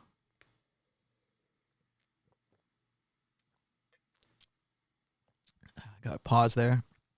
Drink some cold tea. I had a nice day yesterday, just like every other day. I stayed inside. I stayed out of trouble. But yeah, I finished reading Maze of Death by Philip K. Dick. Finished a book. Nice. I finished playing South Park, The Stick of Truth. Embarrassingly, I've been playing this game for years. Not really at a dedicated fashion, but I started it maybe a year after it came out or something. I got it cheap and I played it for a few months and then put it on the shelf for, 3 or 4 years. I picked it up recently on sale for the Switch, and I set it down to the lowest level of combat and I made it through the story, which is all I really wanted. It was like a South Park episode, full of jokes, beautifully animated. Obviously, South Park isn't really advanced animation, so it works really well on the PS4 or the Switch. And great fun game. Definitely recommend Stick of Truth. It's like a kind of a Zelda-like adventure game. Go here to get this, go here to get that. At some points, they're kind of making fun of that, making you go to a bunch of places and get a bunch of stuff and then come back.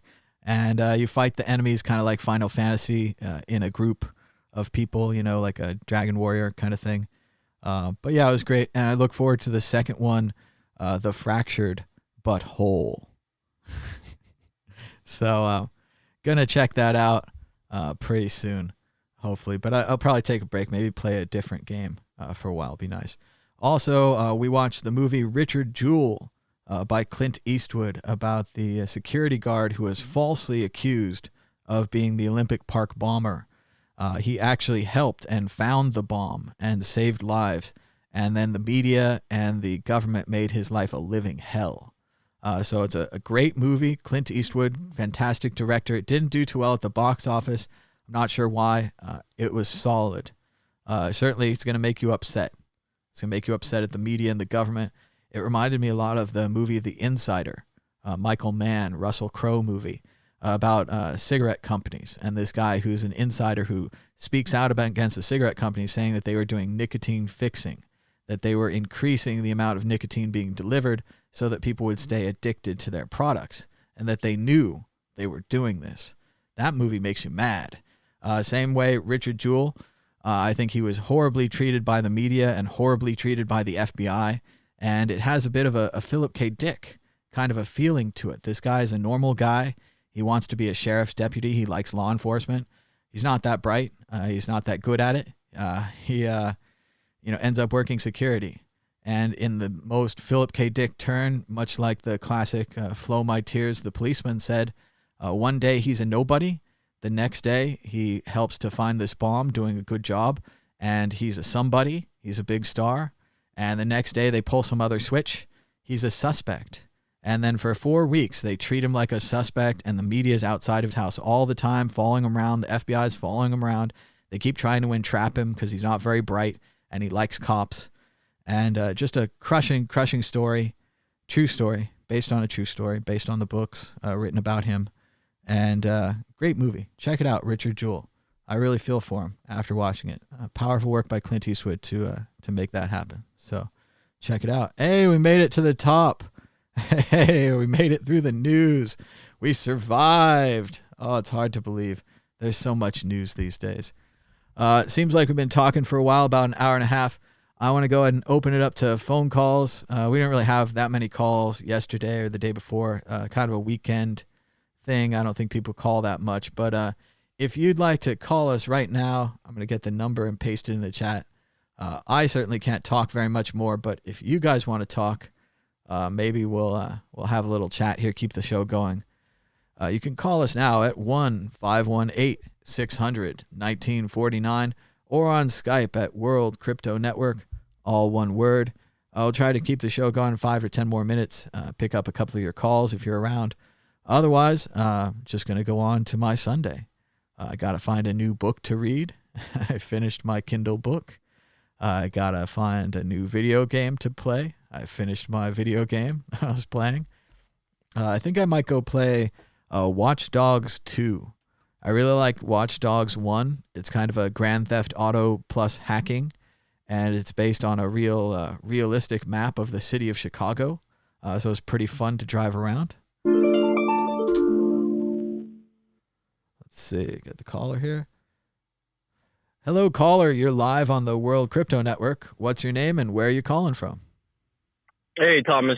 This is Mustafa calling you from KC, All Illinois. right.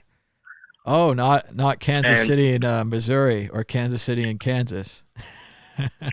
Actually, KC, like a person's name. Yeah. Yeah. Interesting. Yeah, little small town. Nice. Anyways, I'm calling you because I've just came to a conclusion that I'm sure your viewers are not gonna like. They're already insulting me in the chat, but I'm just gonna say it anyways. The virus is fake. The mainstream media is lying to us. Okay. Yesterday, I got 2 phone calls from very close people, family members and friends, that said simultaneously, while the media was reporting a war zone in the hospital, they were right outside the hospital and there was nobody there. There was no lines. There was no hazmat suited medical personnel. There was nothing. One in Brooklyn, New York, and the other was in Orange County, California. Both called me yesterday. I don't know. Said, I mean, did they what go? the hell is going on?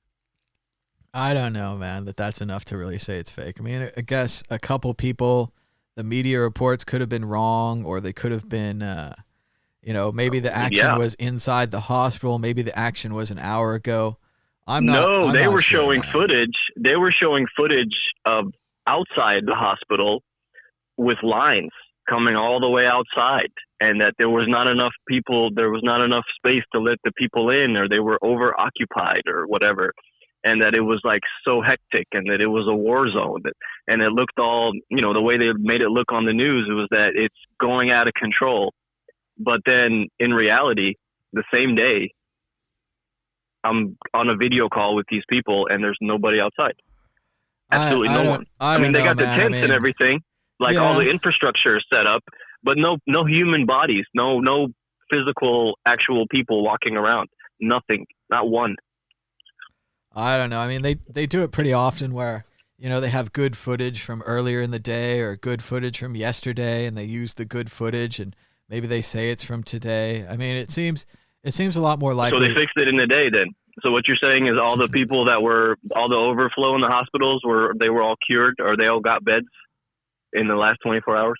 I don't know that your guys really went inside or got a tour of the hospital. No, they didn't. Like, they didn't go inside. Like, it's not really something thing. that we can, like, if only it was just one hospital. If it was just one hospital in the entire world, and we could say, okay, your guys went to the only hospital in the world that has it, and they didn't see it.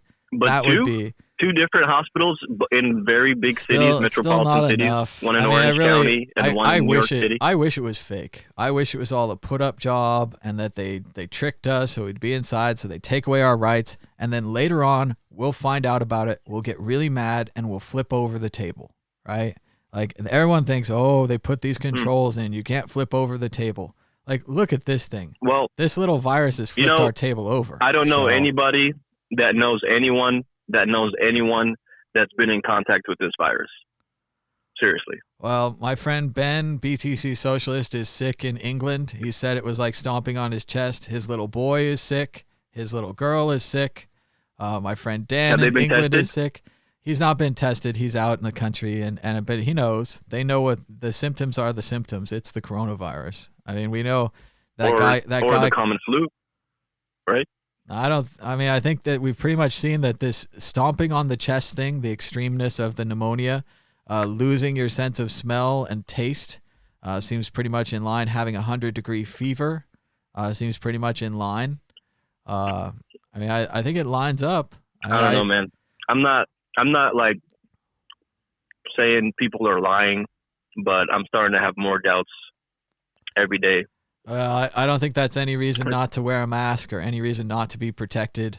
Absolutely not. Like, I'm not telling people to start, wearing a mask go shake hands or whatever, but definitely like open your eyes a little bit more. Stop trusting the mainstream media as much as people have. Like, but come on, most man. people would like say we don't. If there was a line outside of Tower Records for concert tickets and they reported it on the news and you went down there at 3:00 and there was no line, there could have been a line at 9 a.m. and everyone got their concert tickets and went home. I mean, I really don't think this kind of anecdotal evidence is doing. I mean, if we had a scientist or something saying like there was no virus or something, I mean, I just won't. Like, I wish that this could be true, and I hope that I think that we want it to be true. Like, your friends it's probably comforting, right? If we could say there is no killer virus, like you'd say, oh, take a deep breath. Like, that's nice. Like, there's no killer virus, but I don't think. I mean, honestly, I wouldn't say that's nice. Evidence. I would say, well, what's the deal? Like, why? If in fact there is no virus, for example, let's just entertain this thought. If there is no virus, then why is the whole world literally on lockdown right now? I know people all over the world. Everyone's in their house. Every country that I know anyone in tells me that they're on lockdown because of this thing. And it seems a little strange, right? It's the most surreal time of our lives. I mean, it's the strangest time of our lives. I'm an inside guy and I like staying inside as the rest of everybody, but every once in a while I get that idea in my house, like, I'd like to go to a buffet. And it's like, all the casinos are closed, all the buffets are closed. I'm like, I'd like to go to Ross and like look at some clothes. I'm forced to eat fast food now because I can't get a good meal somewhere out on the road because they all shut down and they're scared from bacteria. Well, but that's not important. Too, that's really not important. I'm fine. I'll eat fast food if that's what it has to do. I'm not complaining about it. I'm just saying that there's something doesn't add up, man. Something just doesn't add up. I've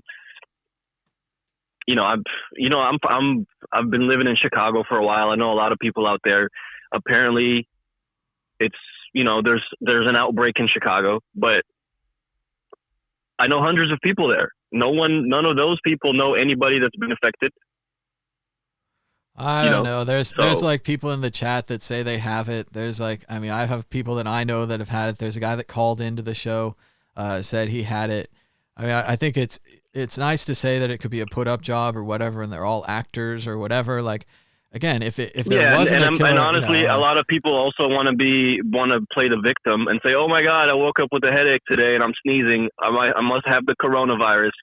You know, there's two sides of this coin. You know, I know a lot of dramatic people that are like, "Oh my God, I might have the coronavirus." I'm like, "Did you get tested?" They're like, "No." I'm like, all right, so what is it? He's like, "I don't know. I'm coughing a little bit and stuff, but that's it." Well, I think a lot of people also want to have this like light version of the coronavirus. I saw it with Boris Johnson. He gets up there and says, "So far my symptoms are light. I'm doing just fine." And it's like, yeah, it's only been a few days, guy. Like, give it a chance. You know, the virus is really good. Like, it's gonna do what it does. Like, it's great to say you feel good now, and I just don't know if he's gonna make a video in 3 days saying the same thing. So yeah, I wish it wasn't real. I wish we could disprove it. I wish even the earlier stories, we used to talk about this more, about where it might have come from or if it came from a weapons lab or whatever. It doesn't matter that much now. Like, what matters now is the virus is out there. We need to kill it. It's spreading. It's invisible. Like, it's taking down people. I don't think that, I mean, I don't know, if he found like a file on a guy's desk or something and he photocopied the file, it would be better evidence. This kind of individual thing, it's a lot more likely that the news media was just kind of using the footage inappropriately, that they'd used yesterday's footage or they used this morning's footage or they didn't put live on it. I mean, Occam's razor is the simplest explanation, is the most likely to be true. So I don't know. Come on, man. Like I said, I'm having doubts. But even you, man, all these people, so many doubts, man. All these people in India that are sick, all these people in the UK that are sick, all these people in all these different countries. Like, I mean, if you haven't seen them firsthand, like personally, but that's saw like, them in front of you, I think there's plausible deniability there. There's I don't know, plausible. Man. Are you friends with any Major League Baseball players? No. Well, how could they exist if you haven't met them personally? If you're not friends with them and I'm not friends with them, how could there be any Major League Baseball players in this world? Like, I've never, Well, I mean, because you see them, you see them, right? Day in, day out. We see the sick people with the virus, man. We see the morgues. We see. Yeah, but do you see the virus? The virus itself is an invisible enemy, right? I see the virus when I look at these people coughing. When I see people coughing, I see the virus. When I see them with a little oxygen thing in their nose and they're telling me that oxygen's a hell of a drug, I see the virus. When they describe people stomping on their chest and the need for ventilators, and when they're in these little like locked boxes, when they're in these isolation locked boxes at hospitals, I see the virus. I mean, no, I don't know, man. I wish it wasn't true, and I wish we could just, wish it away. And I'm not doubting your buddy saw an empty hospital or whatever. I'm doubting more likely that the news aired the footage properly. I don't think. And again, if they want to camp out of the hospital and keep updating us and keep saying that things aren't happening and do some reports, I would look at their reports. I would read their blog or whatever. But I just don't think over a sustained amount of time that they're going to be able to maintain that level of non-evidence. I think if they study, I think you're right. I think somebody that's well qualified for that, some type of freelance reporter or something, need to really like fact check the media, man, because I feel like the people are being taken advantage of right now. Everybody's scared. Everybody's staying at home. I think they're getting taken advantage of. And what's really going on outside? I agree with the people in the chat. They're getting taken advantage of, being sent to the beach. These failed governments around them that are not protecting them. The idea that we don't have coronavirus here yet is a reason not to prepare or not to prevent it. It's an anti-human idea. Like, that's like, I don't really care if you live or die. I'll care later. Like, you have to care before. Like, preventative is the only way to beat this. And that's, you put the physical distance in before. Like, you don't put it in after. Like, it doesn't much matter. That's true, man. And in a way, that's really showing, that's showing people's, moral compass. It's bringing the true color of of personalities and humanity of certain areas of the country and the world of how people are handling this shit. I got a lot of friends in Egypt, and their form of stimulus package for the people was an extra 30 gigabytes of data on their mobile plans, and they were like, there you go, you get to watch more YouTube videos. We're gonna give you 30 gigs a month extra on your plan for free. And I was talking to some friends, and they're like, they were actually kind of happy about it. They're like, hey, look, we got something for it. It's a positive side of this shit. And I'm like, yeah, better than nothing, I guess. Well, but if you time, really, I don't know. If you really want something to freak out about on, something that we don't have any evidence on, but we've heard little whisperings of, what if this thing gets into the food supply? What if animals get sick from the coronavirus too? And what if we can't eat them anymore? That's what. Then everybody has to be vegetarian. That's your creepy. Oh, no! That's your creepy. And again, I got no evidence. I'm not saying anything. I don't know nobody or nothing. I got nothing. But if I wanted to say, if there was something not to talk about right now, I wouldn't talk about that. Right. So as opposed to, if this hospital is full or that hospital is full, like it seems pretty clearly all the hospitals will be full in a week. Like check back in a week. I mean, it's gonna, and if it doesn't happen, great. Yeah, hopefully I'm still alive in a week, and I'll call back and in a week, if your guys go back down there and they're like, holy shit, that thing is full. Like, I don't know what was going on a few weeks ago. That was weird, but it's full now. Like, it's scary full. And I mean, there's a lot of articles and reports about ER doctors and so on and so forth just losing their shit in New York City. And I remember New York City is kind of perfect for this, right? It's all stacked on top of each other. Everybody lives close together. Everybody shares subway and buses and everything. Everything's touched. So it's a perfect place for this. So yeah, I would keep an eye on that. We'll just have to see how it goes, right? Yeah. We'll see how it goes, man. And I'm gonna do the best I can to keep moving around this country and keep checking places, because I just don't believe it. I'm not convinced.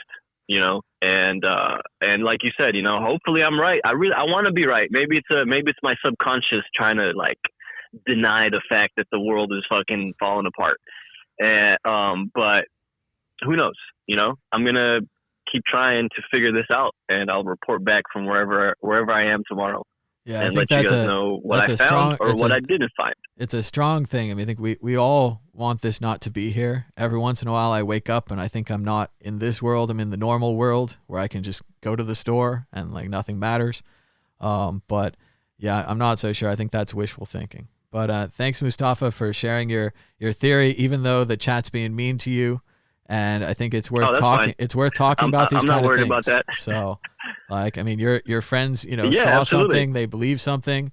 I'm not sure about it. You're not sure about it, but we can put this out here. We can agree or disagree, and we can just keep moving with this. So, thanks so much for the call. Yeah, exactly. And these people, I'm just going to tell them, go back, pass by there once a day or every other day and see if there's actually people outside. If there's, every time you see the news saying, oh, look at the hospital, it's overflowing with patients and everyone's dying and this and that.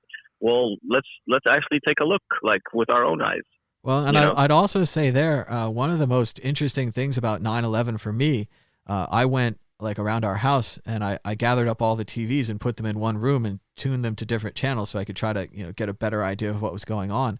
And what I failed to do at that time, and I will not fail to do again, is I didn't have the Spanish channel on. On the Spanish channel on 9/11, they showed people jumping out of buildings. This is, reporting the reality that was happening. The other channels did not show it. Just like right now, like you're saying, I think that the media is still filtering this. I'm not seeing a lot of dead bodies on the TV. I'm not seeing active wrecked hospital rooms. I'm seeing more after wrecked hospital rooms, perhaps to protect people's privacy, so on and so forth. But at a certain point, as a real journalist, you got to show the bodies. You got to show the sick. Like, you have to, like you're saying, like we don't want to see it, but we need to see it. Actually any bodies. I think there's a shit ton of bodies, man. I'm afraid how many bodies. I mean, you're saying there's no proof. Like, they're not really showing it. So how can you really prove that? Well, we know that there was no pollution in China, and that the crematoriums in Wuhan started kicking off to a level to cause pollution. So we know crematoriums in Wuhan were kicking off. We know that in Iran, again, these are closed societies from the outside, but what we can tell from looking, we have satellite images of Iran. We can see the corpses. We can see the burials, the graves, the large mass graves in Iran. Right, but there's still a lot of ways all that can be doctored. What I'm talking about is actually physically seeing it yourself. Satellite to satellite. I don't think Iran's just digging graves for no reason. I mean, they're not a great government. They're not that bad a government though. So I know. I don't know what's happening, man. But I'm just saying, people just don't believe everything you're seeing on the news right now. Okay, there must be some. It can't all be true. That's all I'm saying. Well, unless it is. But we'll see. Thanks so much.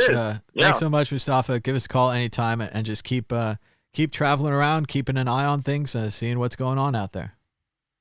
For sure. Checking back in with you guys tomorrow, man. All right. Talk to you later. Thanks so much.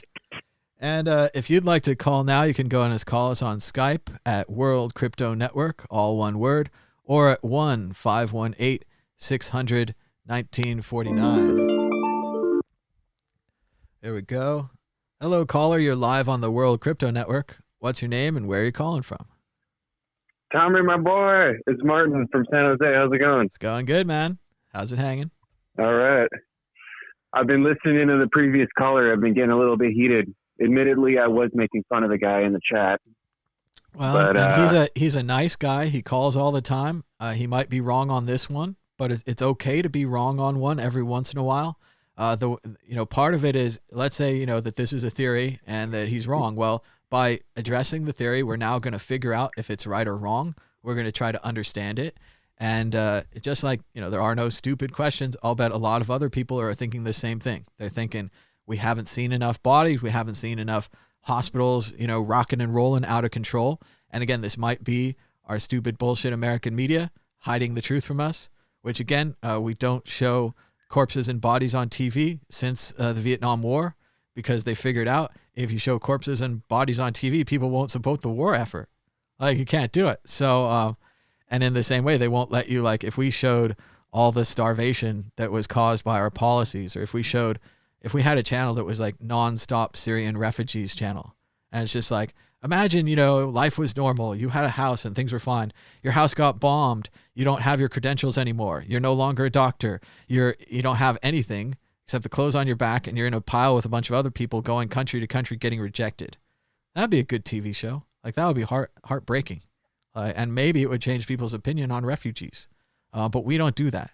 We do shows like 600 Pound Life, where they just follow them around and they're fat. And I mean, they help them. I think they help them a little, but generally it's, just following around, people that ate too much food or had emotional issues and all kinds of other things. It's not their fault, but we don't follow around like the serious things. We're not even like diseases and stuff. How about just a channel of people who are dying from incurable diseases and we just film them all the time? I mean, we just don't do this. Like, maybe I know why. You couldn't put commercials on it. Like, no one's going to advertise on the disease channel or the Syrian refugee channel or the real bodies of war.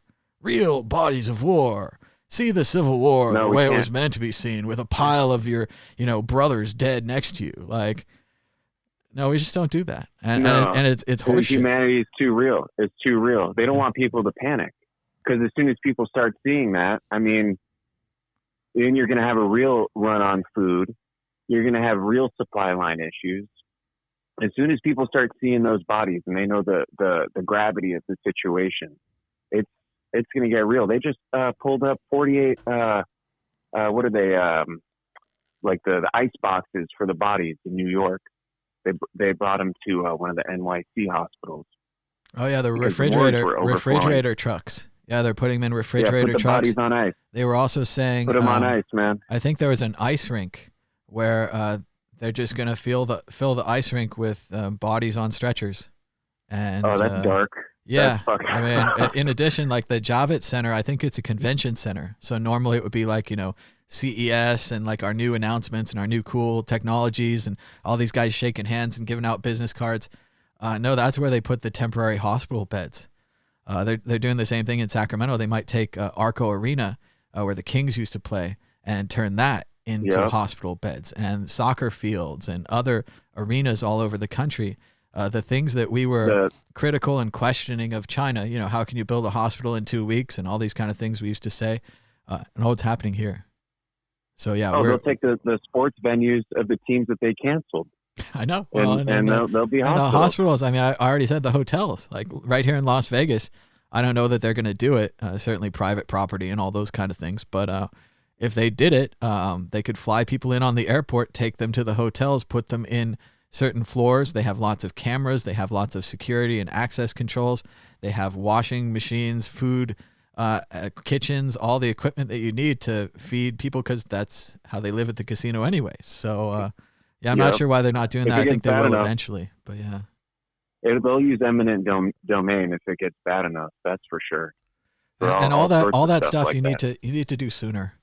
Like you can't properly eminent a domain to hospital, set up 200 beds in the middle of a crisis if your 150 workers are already sick. You got to get it before the workers are sick. You got to get it before, and if you have to fight with a landlord for a day, or if whatever, there's some kind of issues. Like all this thing takes time. Like you can't just snap your fingers and do it. That's why that's why they had that 69-page binder from the National Security Council on how to handle a pandemic. You just follow the steps in the book. Like you just call this guy, get these. There's a book, and you don't think about it. You're not like, oh, this step's bullshit, or I wonder why we're doing this. You're like, somebody smarter than me took a lot of time to build this binder. They wrote it down. They thought about a lot. Multiple drafts went into this. And now that the crisis is here, not that you don't have to think, but if the military idea, the NASA idea, you bring out the binder with the instructions and you just go through the instructions.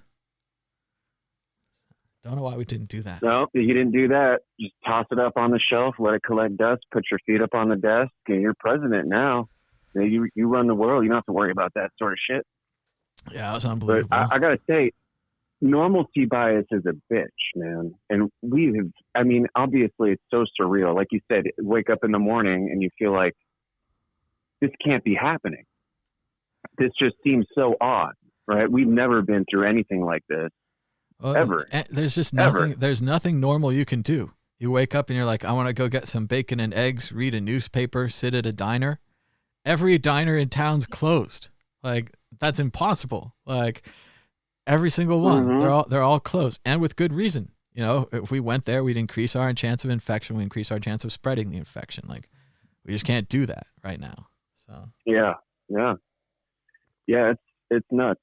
It's nuts. The other thing too, I understand the suspicion of what the media is, what they're portraying, but like you said, I'm more inclined to believe it's the opposite direction.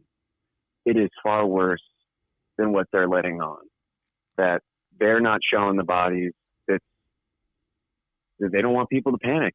They don't want people to panic. And the other thing I want to say about people that don't believe this is real, like I keep dealing with that with some of my family members, and it's like my dad, for instance.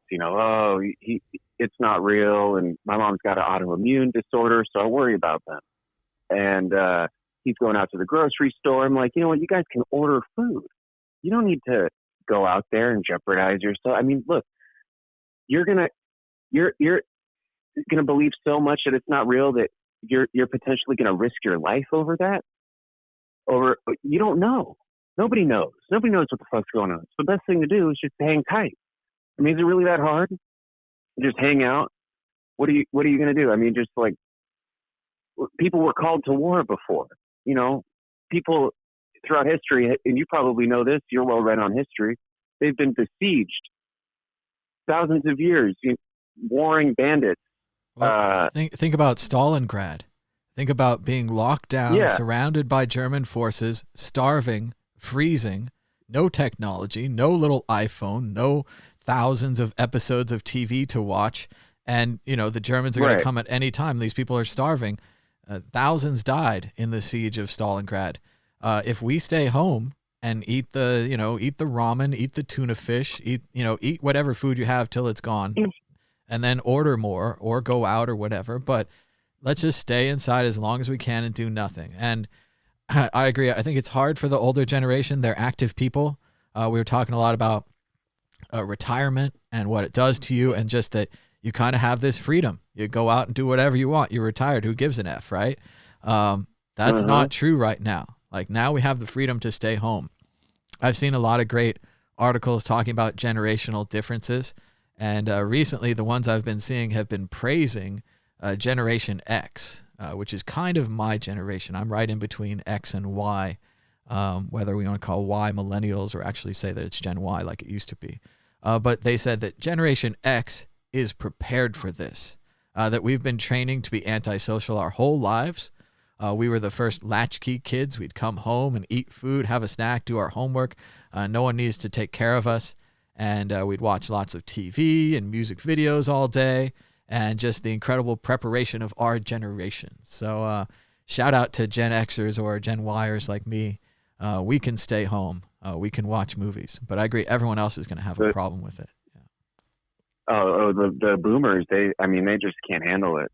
When you're older, it's harder to grasp new information, and I think it's a little bit difficult for them to comprehend, because things have been a certain way for so long that people have the mindset, oh, it won't affect me, and I'm worried that these people, it won't really hit home until someone close to them gets it, or they start seeing the trucks like in Italy filled with bodies. Well, I think all humans are always that way. I mean, we always have to have it proved to us. We think back to the Bible, and doubting Thomas put his hands inside of Jesus's wounds. He did not believe it. He had to actually touch the wounds. Like, it's a pretty weird thing. Unreal. I don't think we'll believe this till it happens. I remember the 2008 crisis. All kinds of people were losing their mortgages and their homes and so on and so forth. And I thought that I would skate right by it. I was like, I got a sweet job. I work with these cool corporate lawyers. They got lots of good clients. Like, I just keep going to work every day. I ignore this thing. But no, it got to me too. The corporate clients started to dry up. They started to go with larger and larger firms. And then my lawyers went and they merged with another firm, and they didn't take me with them. So the 2008 crisis got to me eventually. It didn't matter that I had a good job or that I was skilled or good at my job and all these things. At a certain point, their business didn't make sense anymore. They wanted to be part of a bigger business to have more protections. And that bigger business had a giant IT staff already. They didn't need a one-man fix-it-all shop guy like me or whatever. So I was unemployed, and that was that. So same thing with this virus. You're thinking it's going to skate over us. I was like, oh, Bitcoin will be fine. It's a safe haven, all that stuff. 50% drop. Woof. So when the total market crashes, when everything goes down, even your favorite thing like Bitcoin goes down. So just got to remember that for next time. We got to be more protective. That reminds me of something. Yeah. For sure. That reminds me of something I wanted to mention, that, for people who are short on rent, or they can't pay their bill or whatever, I think you mentioned this briefly, just call those places up. And if you only have a quarter to pay, if you don't have any at all, you just tell them your situation. They'll understand. It's like, everybody is losing money right now. I mean, I lost a ton. My Bitcoin was my savings account. I had a ton of money in there. I worked all this last year, and just put everything I had in there, because I thought, oh yeah, safe haven. The market's super high. It's bound for a correction. I'm going to be I'm hurting like the rest, man. We all are. We're all losing out a little bit. Hopefully not too much more, but if you talk to people, everybody's going through it. Everyone's going through it. And it's all through no fault of their own. These people didn't lose their jobs because they're bad at them, or because they didn't show up, or because they didn't want to work. Nobody's working right now. So if you need to call your bills, I know I'm a proud person. I pay my bills. I even paid off my credit cards. I probably could have negotiated with them, but I paid them because I put those debts up. So I pay it. But put that aside right now. If you don't have the money, or you think you might not have the money in a few months, it's better to not pay your credit card or not pay your rent now. Call them up, tell them it's coronavirus, tell them you need a couple months or something. Try to work with them. It's better to do that now than to run out of money completely in a few months. So if you're out of work and you haven't gotten unemployment yet and you're not sure when it's going to come in, keep that money, use it for food rather than sending it to credit cards or rent right now. And again, normally I wouldn't say this. Extra. Normally I'm like, let's pay our bills, let's pay our debts. Responsible people. No. It's a special food. crisis. Yeah. And now is not the time to have pride. People have to humble themselves. The whole, it won't affect me. This is not real. Like I said, I'm struggling with that with my family. Well, it's like Vin Graham said in Pulp Fiction about pride. He's like, pride fucks with you. Pride only hurts. You got to do what's right for you. You got to throw this fight. And of course he doesn't. But pride. Yeah, go ahead. Well, pride will get you killed. Pride will get you killed. And it serves a purpose. It's good to be confident, but you also got to accept reality. And I understand it's hard for people. I was having panic attacks, man. I was freaking out. I'm still on edge. You look at the news, we got cases doubling. I mean, now we're at the point, we got over 125,000 cases in the U.S. It's doubling like every, how many days now is it? It's every 3 to 4 days in the U.S. It's pretty tight. And I would have thought, I'm always into these magic numbers. So in my mind, once it hit 100,000 infected, I thought everyone would wake up and they'd be like, okay, it's serious now. Like we had our debate time and it was fun, but 100,000, this thing spreads really good. Like it's a really good spreader. Like we need to shut down the beaches. We need to stay home. But no, they still have the beaches open. Like the spring break guys, they had video and they were all, bragging and invincible. And then we had the follow-up video a few days later where they're all sorry and infected. But it still hasn't woken people up. Yeah, they were. I was thinking, I'm glad I'm not that age when this happened, because I would have been just as stupid too. I would have been just as stupid. I'm older. I'm 30 years old. I have some sense about me. Not a whole lot, but enough to see that this ain't bullshit. It's hard to say I wouldn't have been one of those kids out there taking the cheap trip to Venice, walking around the empty streets, and then getting stuck in an Italian hospital with like 5 words of Italian to my name. I think it could be pretty bad. Yeah. It could have been one of us, man. Those kids are dumb. Yeah. You think you're invincible. You think it won't affect me. But man, it's getting out of control. But the one thing I say to the people that deny it as well is, it's not just here. It's everywhere. You're talking about India.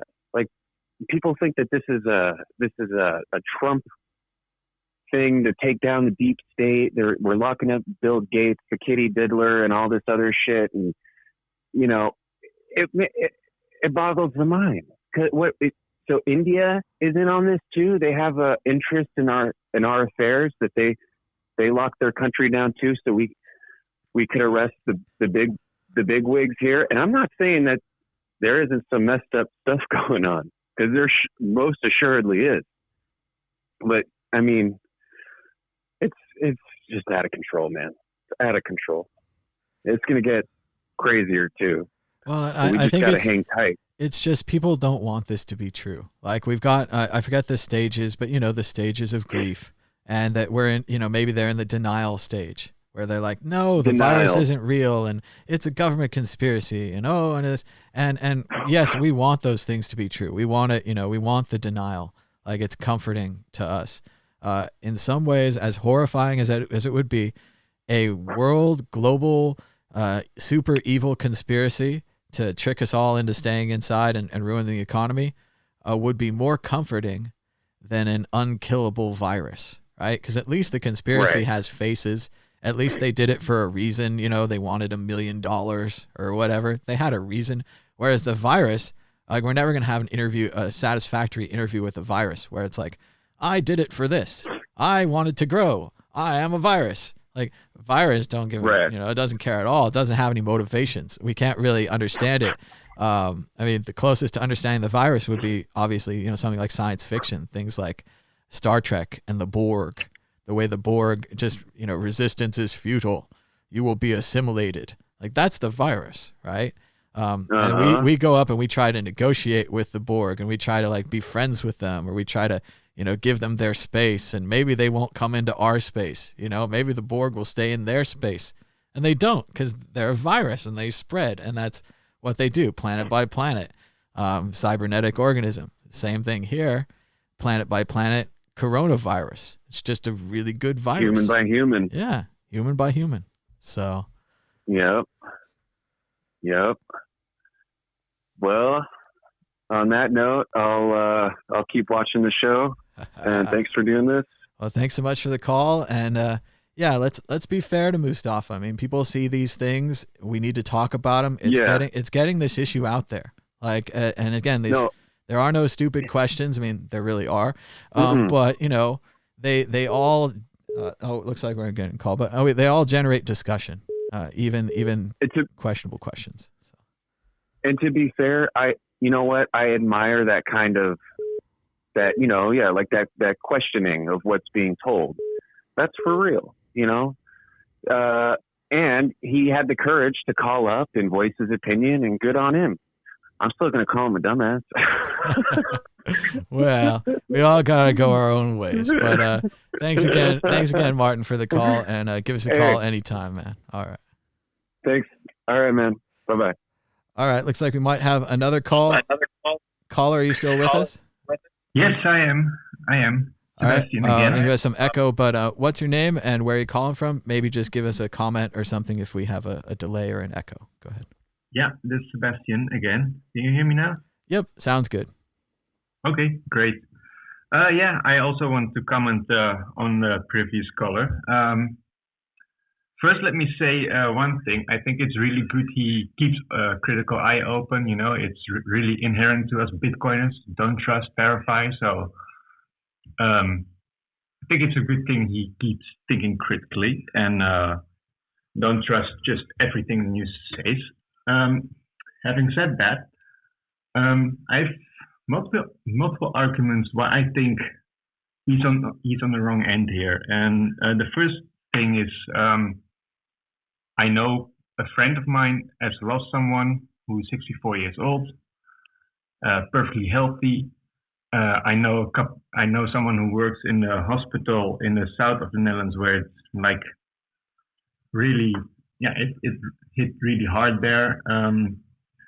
So there's no way denying for me that there's something here. Secondly, you have to think, if this like one big conspiracy,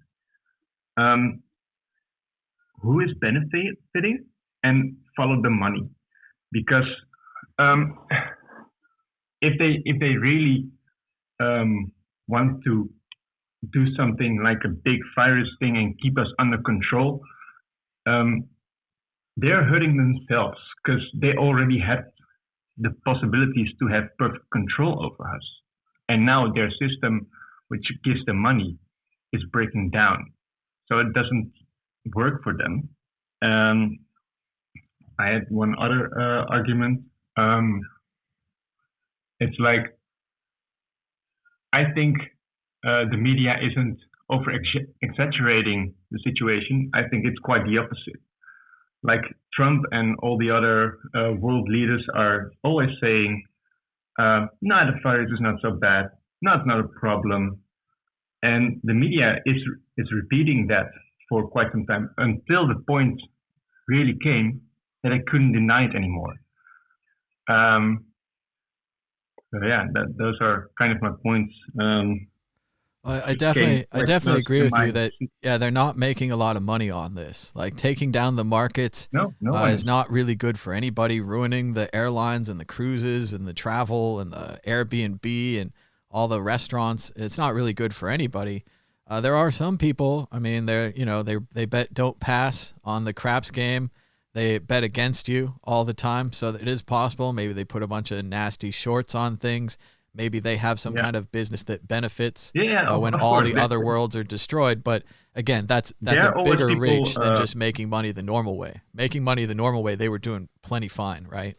So true. There are always people benefiting, and I've no doubt that there will be some governments who will take draconian measurements and they will not put them away when this virus is over. But if this really was one orchestrated big effort, then it has to be so incredibly deep state level bad shit, because they involve China, India, United States, all of them together. They played it really, really well if this was just one conspiracy theory to just implement a virus somewhere and get all the media in the whole world to get along with it.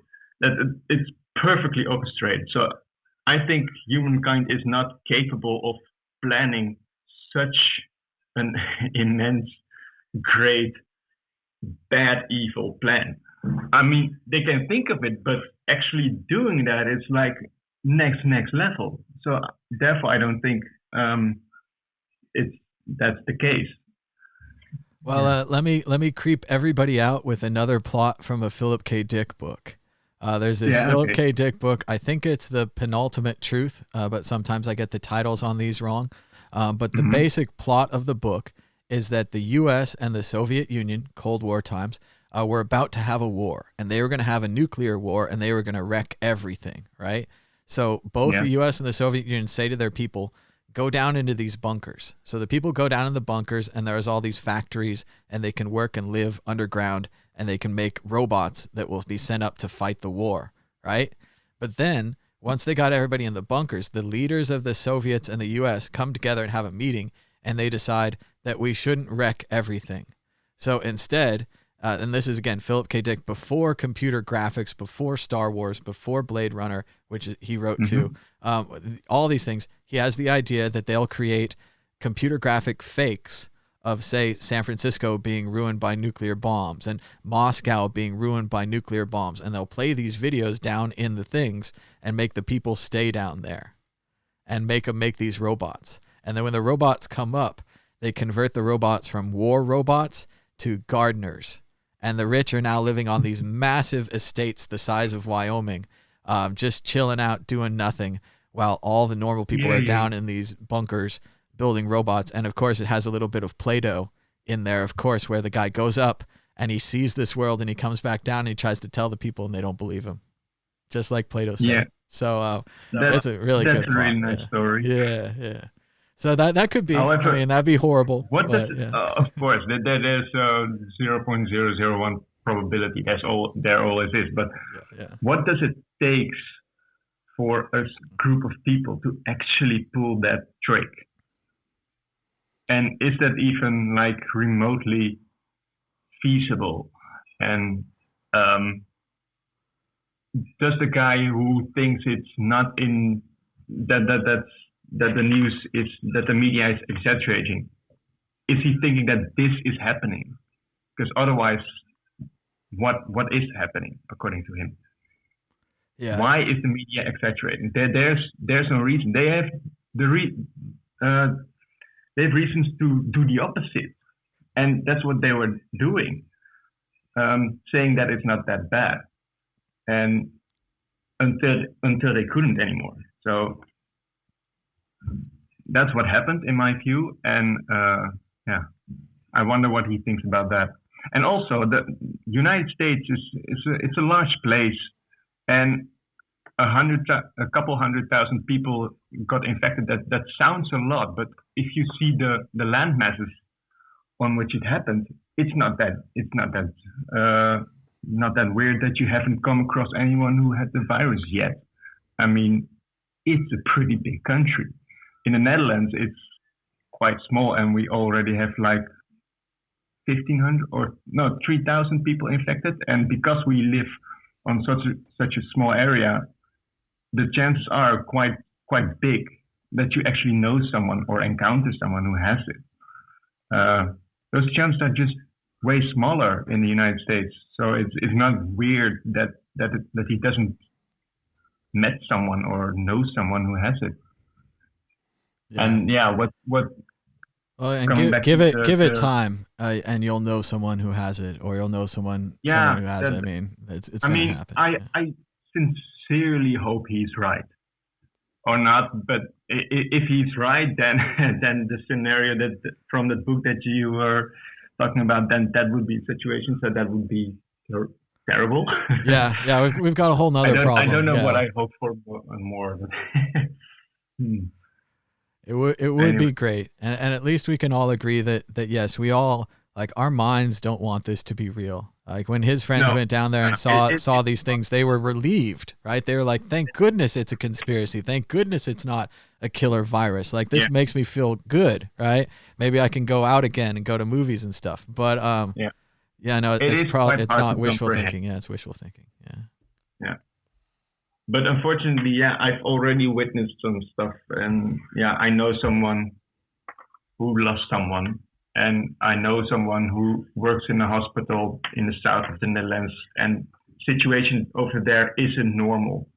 Like, there's always a season that there are more people with flus, and that's more crowded, but this is more than that, way more than that. And there is this village in the Netherlands, that so many people are dying at the moment that there are sometimes not enough, like, death. How do you call it? Like a body bag or a. Yeah, no, just where you buried them in. How do you call it? So like a grave or a morgue or something. They cannot deal with this much dead people. That's what it comes down to.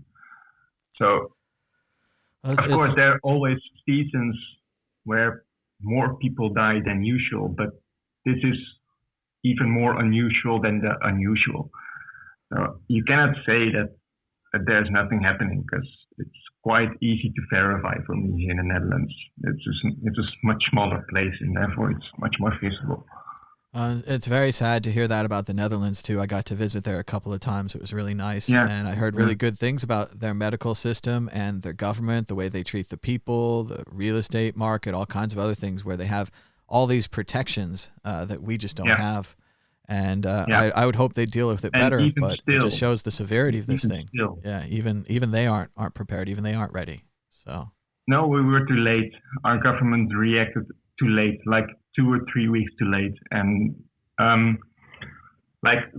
the intensive care can still handle it, but they're at like 95% capacity right now, and if it gets any worse, then shit's gonna hit the fan. So I really hope that won't happen, and maybe they can stretch their capacity if the new infected people stay away long enough, then they can increase capacity soon enough.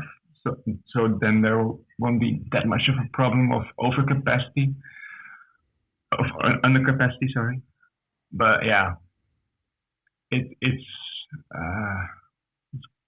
it's getting on the edge. It's getting close, and it's gonna get worse before it gets better. And that's the hardest part about any of these things is that, long term, like 6 months, we're probably, if we make it through this, if we stay inside, if we're not in the target groups, if we get a ventilator, whatever it is, if we live through this thing in 6 months, we'll be okay. But it's gonna, it's that tough medicine. Like, we're gonna see it get worse and hopefully get better. But it's gonna get worse. Yeah, there's probably a vaccine. It takes like 6 months to develop. So somewhere in September, because I think the Chinese already started on it way sooner. This maybe in September, there's some vaccine available. They're testing right now. But in the meantime, we will see second waves, because a lot of countries are now with their lockdowns flattening the curve, but not everyone has the virus. And therefore, that's what you see in China right now. They almost smack the curve. But what you see right now is that some people are getting infected because there was this one little person left over that had the virus. And if not everyone is immune to it, then you can start all over again and you've got this second wave. So that's also a risk. And the multiple waves, I don't know how much you will get. That only stops when you have a vaccine or some other medicine that really, really eliminates the virus.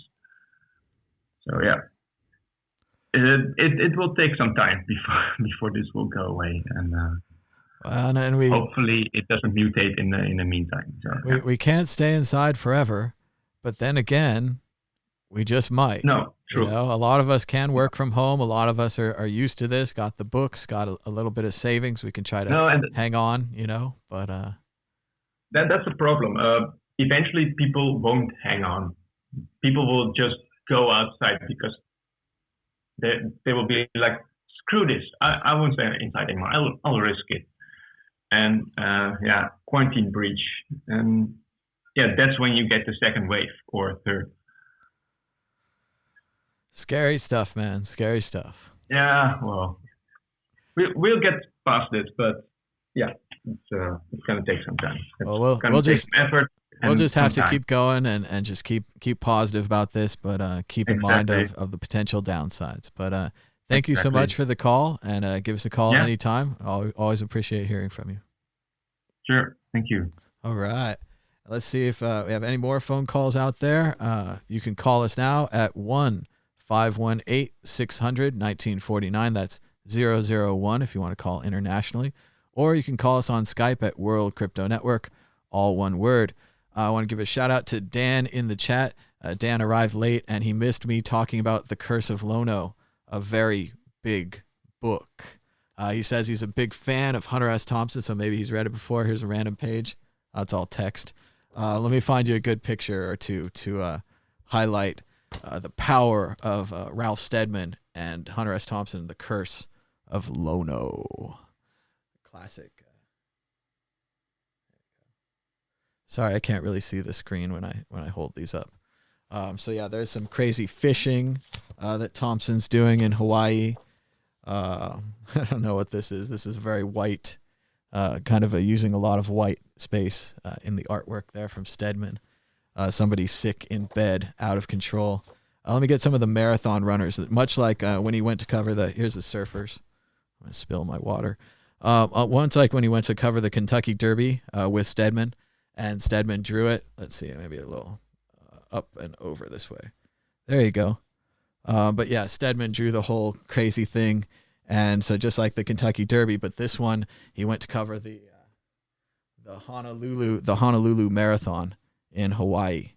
So it was pretty crazy and pretty out of control. And he also gets involved in the whole Captain Cook thing, about how first they thought he was a king and then they ate him because he was the king. So Hunter's kind of a reincarnation of Captain Cook or something like that in the book, and it's all interconnected, and it's a great story, both the words and the pictures. But yeah, I was very lucky. When I was in college, they had a copy of this book at the library, and I checked it out, and I kind of colored copied it and made my own PDF version. And then someone else stole it, enterprising bastards. But at least I had a copy first. And later on, Taschen, this fantastic book company, makes big books. I think Taschen means table in German. But they make great big books. And they made this fantastic Curse of Lono edition. And this is my big book for Sunday. You can see it's pretty huge. So, and if you check earlier in the show, I also covered the book. Talked a little bit about the chess pieces, had some cool readings, and then we opened it up for phone calls, and we actually had some phone calls, so it was pretty cool. It's a good show. We started a little bit early today. I started at 8 o'clock instead of 9 o'clock because I was up. I didn't have anything else to do. So I was like, let's just start this thing. So we've been going for about 2 hours and 24 minutes. Can try to keep it open 6 more minutes, maybe one more phone call if you guys want to call, like they're saying on the chat. You do have to be brave to call. The chat can be a little rough, but I think it's a great chance to share your opinions, maybe a local story about how it's like where you live. And I just think we've had a lot of good callers. I want to, again, just appreciate Mustafa. Like, he gave us this conspiracy theory. A lot of people don't believe in it, but I think it was positive to talk about it. I think that we were able to talk about that we don't want this to be real, and we would love it if it's a conspiracy theory. And sure, it's a whole different problem. We have, humans to fight, but humans are a lot easier to fight and to understand than this virus. So it's probably wishful thinking on our side. I was going to see if I had any more cool Thompson or Stedman books right nearby me. I know I have the biography of Stedman. He's talking about Thompson, but I don't think it's handy. So maybe on another day I'll do more Hunter S. Thompson books. I do have both of his letters books. In the old days, people used to write letters, and really cool authors like Thompson wrote all of his letters on carbon paper. So we have copies of them. Those are cool books. I've actually read them all the way through. It's not too easy to write, to read letter books, but they're interesting. It's kind of like a biography, but the person doesn't write it. They just, express everything that's going on. Because a lot of times, before you had cell phones and before you had video conferencing, you would write a letter to your friend and you tell them all about what's happening and what you're mad about, what you're into. And certainly Thompson did that as well. And also for an author like Thompson, writing letters, even writing emails, was like a warm-up for writing the rest of the things he was going to write. Here we go. Let's see. Hello, caller. You're live on the World Crypto Network. What's your name and where are you calling from? Hello, my name is Joel, and I'm calling from Barcelona, Spain. All right, Joel, what's on your mind about Bitcoin or the virus or anything we talked about today? Well, I would like to share with you guys, because I'm in Spain, where things are quite intense. Like we're in the middle of the pandemic right now, and I see a lot of different opinions and theories. And well, I'd like to share my own opinion. Okay, go ahead. Yeah. So one thing is, like, most of the people dying here are very old. Doesn't mean that if you're young you can't get affected, but the mortality rate is kind of a deceiving metric, because a lot of the cases that are diagnosed are from people that actually go to the hospital and they can actually get the test. And there are a lot of people in their houses that are sick and they don't get tested. So the cases are a lot more than they appear, but they're not counted as active cases. So the mortality rate is most likely actually much lower. That doesn't mean that this is not serious. It doesn't mean that you can't get sick. I actually have plenty of friends that have a fever now. But it's kind of to give a little bit of hope, because it's not as bad from like that in that sense. That being said, like from a social and economic standpoint, there have been a lot of people getting fired, and there's a lot of social turmoil.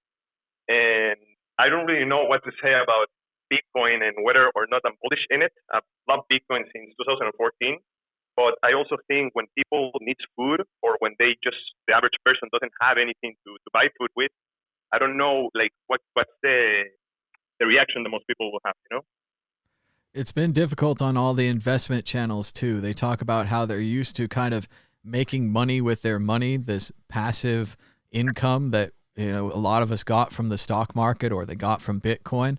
And I don't know if it's going to be there. Like they said some of their classic investing things. They're like, okay, Apple has a lot of money.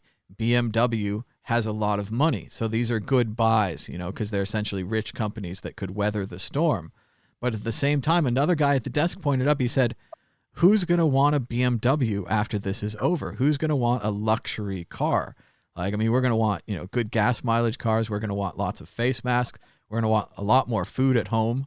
But who's going to be out there buying luxury items? So it might take longer for that market to recover. I think we're really in a huge economic slowdown, and that might be a bigger problem than the coronavirus. But once again, the only way we could find out the virus is a big problem or not is by social isolating, letting it run its course, see how we survive. So Exactly.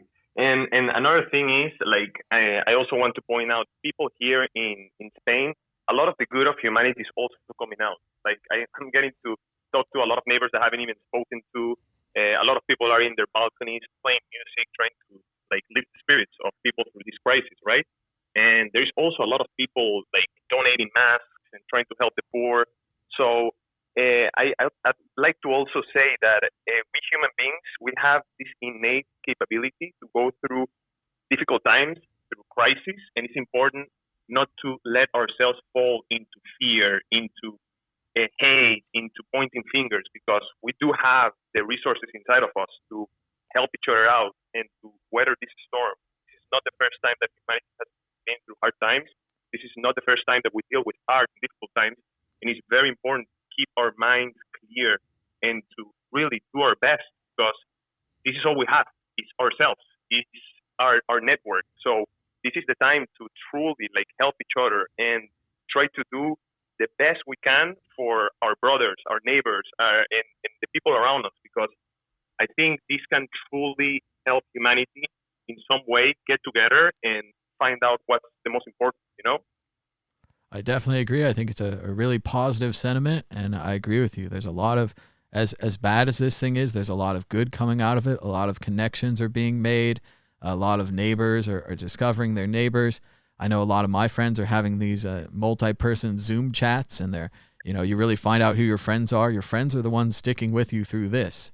They're the ones that are calling you even though you don't go to the club anymore. The things you had in common, you might not have in common right now. Like, those are your real friends. And I think a lot of people are finding those people and just finding how connected we are. So I think it could be a positive amidst all this negative. Exactly. And also from an economical standpoint, I find that a lot of the companies that have been solvent, that have been responsible with their finances, that have solid teams will also be able to weather it, albeit, of course, having a lot of issues. But I think that this is, in some sense, a natural purge for a lot of systems and a lot of different companies and overall systems in different industries and sectors to change and to truly adapt to a new reality, right? Like, you don't really know what you're made of until you face challenge and difficulties. So I think that in the long term, this might bring positive changes. But right now, just like you said, things are going to get worse before they get better. And it's important that we protect the elderly, we protect the weak in our communities, and we truly need to be careful with our hygiene, wearing masks. This is stuff. I understand that people have their different opinions about conspiracies and different things. I'm not going to go into that, but definitely it's not hard for anybody to wash their hands. It's not hard for anybody to wear a mask around the elderly. It's not hard for anybody to follow basic guidelines that might help quite a bit. I agree with that. Wholeheartedly. Thank you so much, Jose. I totally agree. And it's great to hear from Spain as well. In the middle of this crisis, we had a call a couple of days ago with Mir in Italy. So it really is neat to see how close we all are, even though we're so far away. So it's really absolutely nice. Thank you for everything. And I want to wish everybody the best, and let's stay together and we'll get through this. All right. Thanks so much. And give us a call anytime, maybe check up with us in a week or two. Hopefully this thing will have blown over, at least in Spain, by then. So perfect. Take care, guys. Thank you so much. And all right, we had some great callers here. It's going pretty good. I think, well, we can try to keep it open. I don't know. We're past the 2.5 hour mark, which is a pretty long show. So I'm not sure if we're going to keep it open, but maybe if there's another call. We're checking out the chat. Agree, there's definitely some beautiful opportunities. Sorry, I didn't get to ask about the Valencia Soccer Club and the Bats. I don't think I know anything about that, so I didn't want to be surprised. But I did get to go to Barcelona last year. I had a friend of mine who kind of strong-armed me into it. He gave me that whole, you're not always going to have a friend in Barcelona who has an extra couch for you to stay on. And I did the math in my head, and I agreed with him. I was like, yeah, who knows how long he's going to have this nice place with the extra couch and how long he'll be in the city. And I didn't know that much about Barcelona before I went there. I was just fantastic. Gaudy architecture, the Sagrada Familia, the Casa Batlló that I talked about yesterday. I got to tour both of those. It was excellent. Went to the Picasso Museum, walked around the old city. Went to the beach. Barcelona was wonderful. So I had a great time there. I don't say it right, though. I used to say Barcelona or whatever they're supposed to say. But I don't always say things right. But I think we're going to head towards the end of the show. I'm getting a little tired. I can't talk forever. Oh, the money printer's still going, though. That's good to know. Let's check out the price of Bitcoin during the show. How's it been doing? I saw it go up. It looked like around 6,200, and I saw it go down. Looks like 61, maybe 61.11. So yeah, the last of Bitcoin, the price is down 2.35% with a last of 6,120, a high of 6,319, and a low of 6,070. Remember, it's a Sunday. Not a lot of trading activity on the Sundays and Saturdays probably, but it's good that we keep the Bitcoin market open on those days, right? We don't just close it arbitrarily.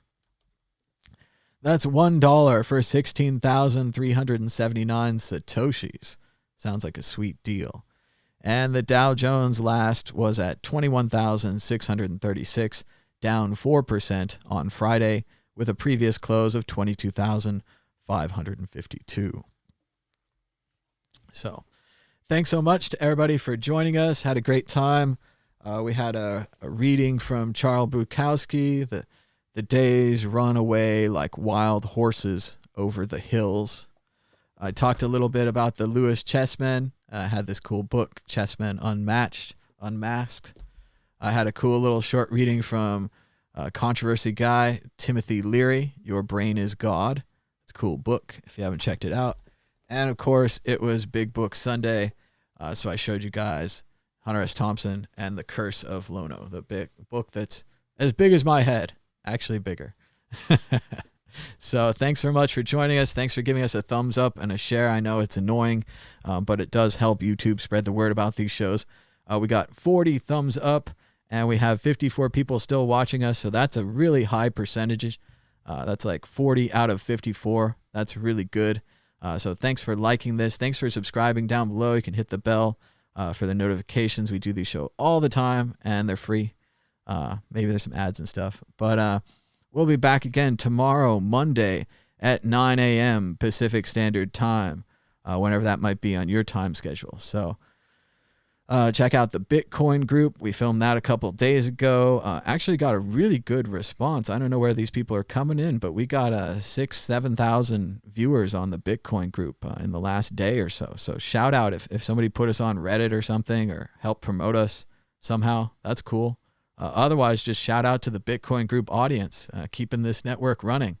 I remember back in the day, Bitcoin group, it was its own channel for a while, and we were doing really well. And I brought it over here to kind of try to support the other shows and to help bring them up.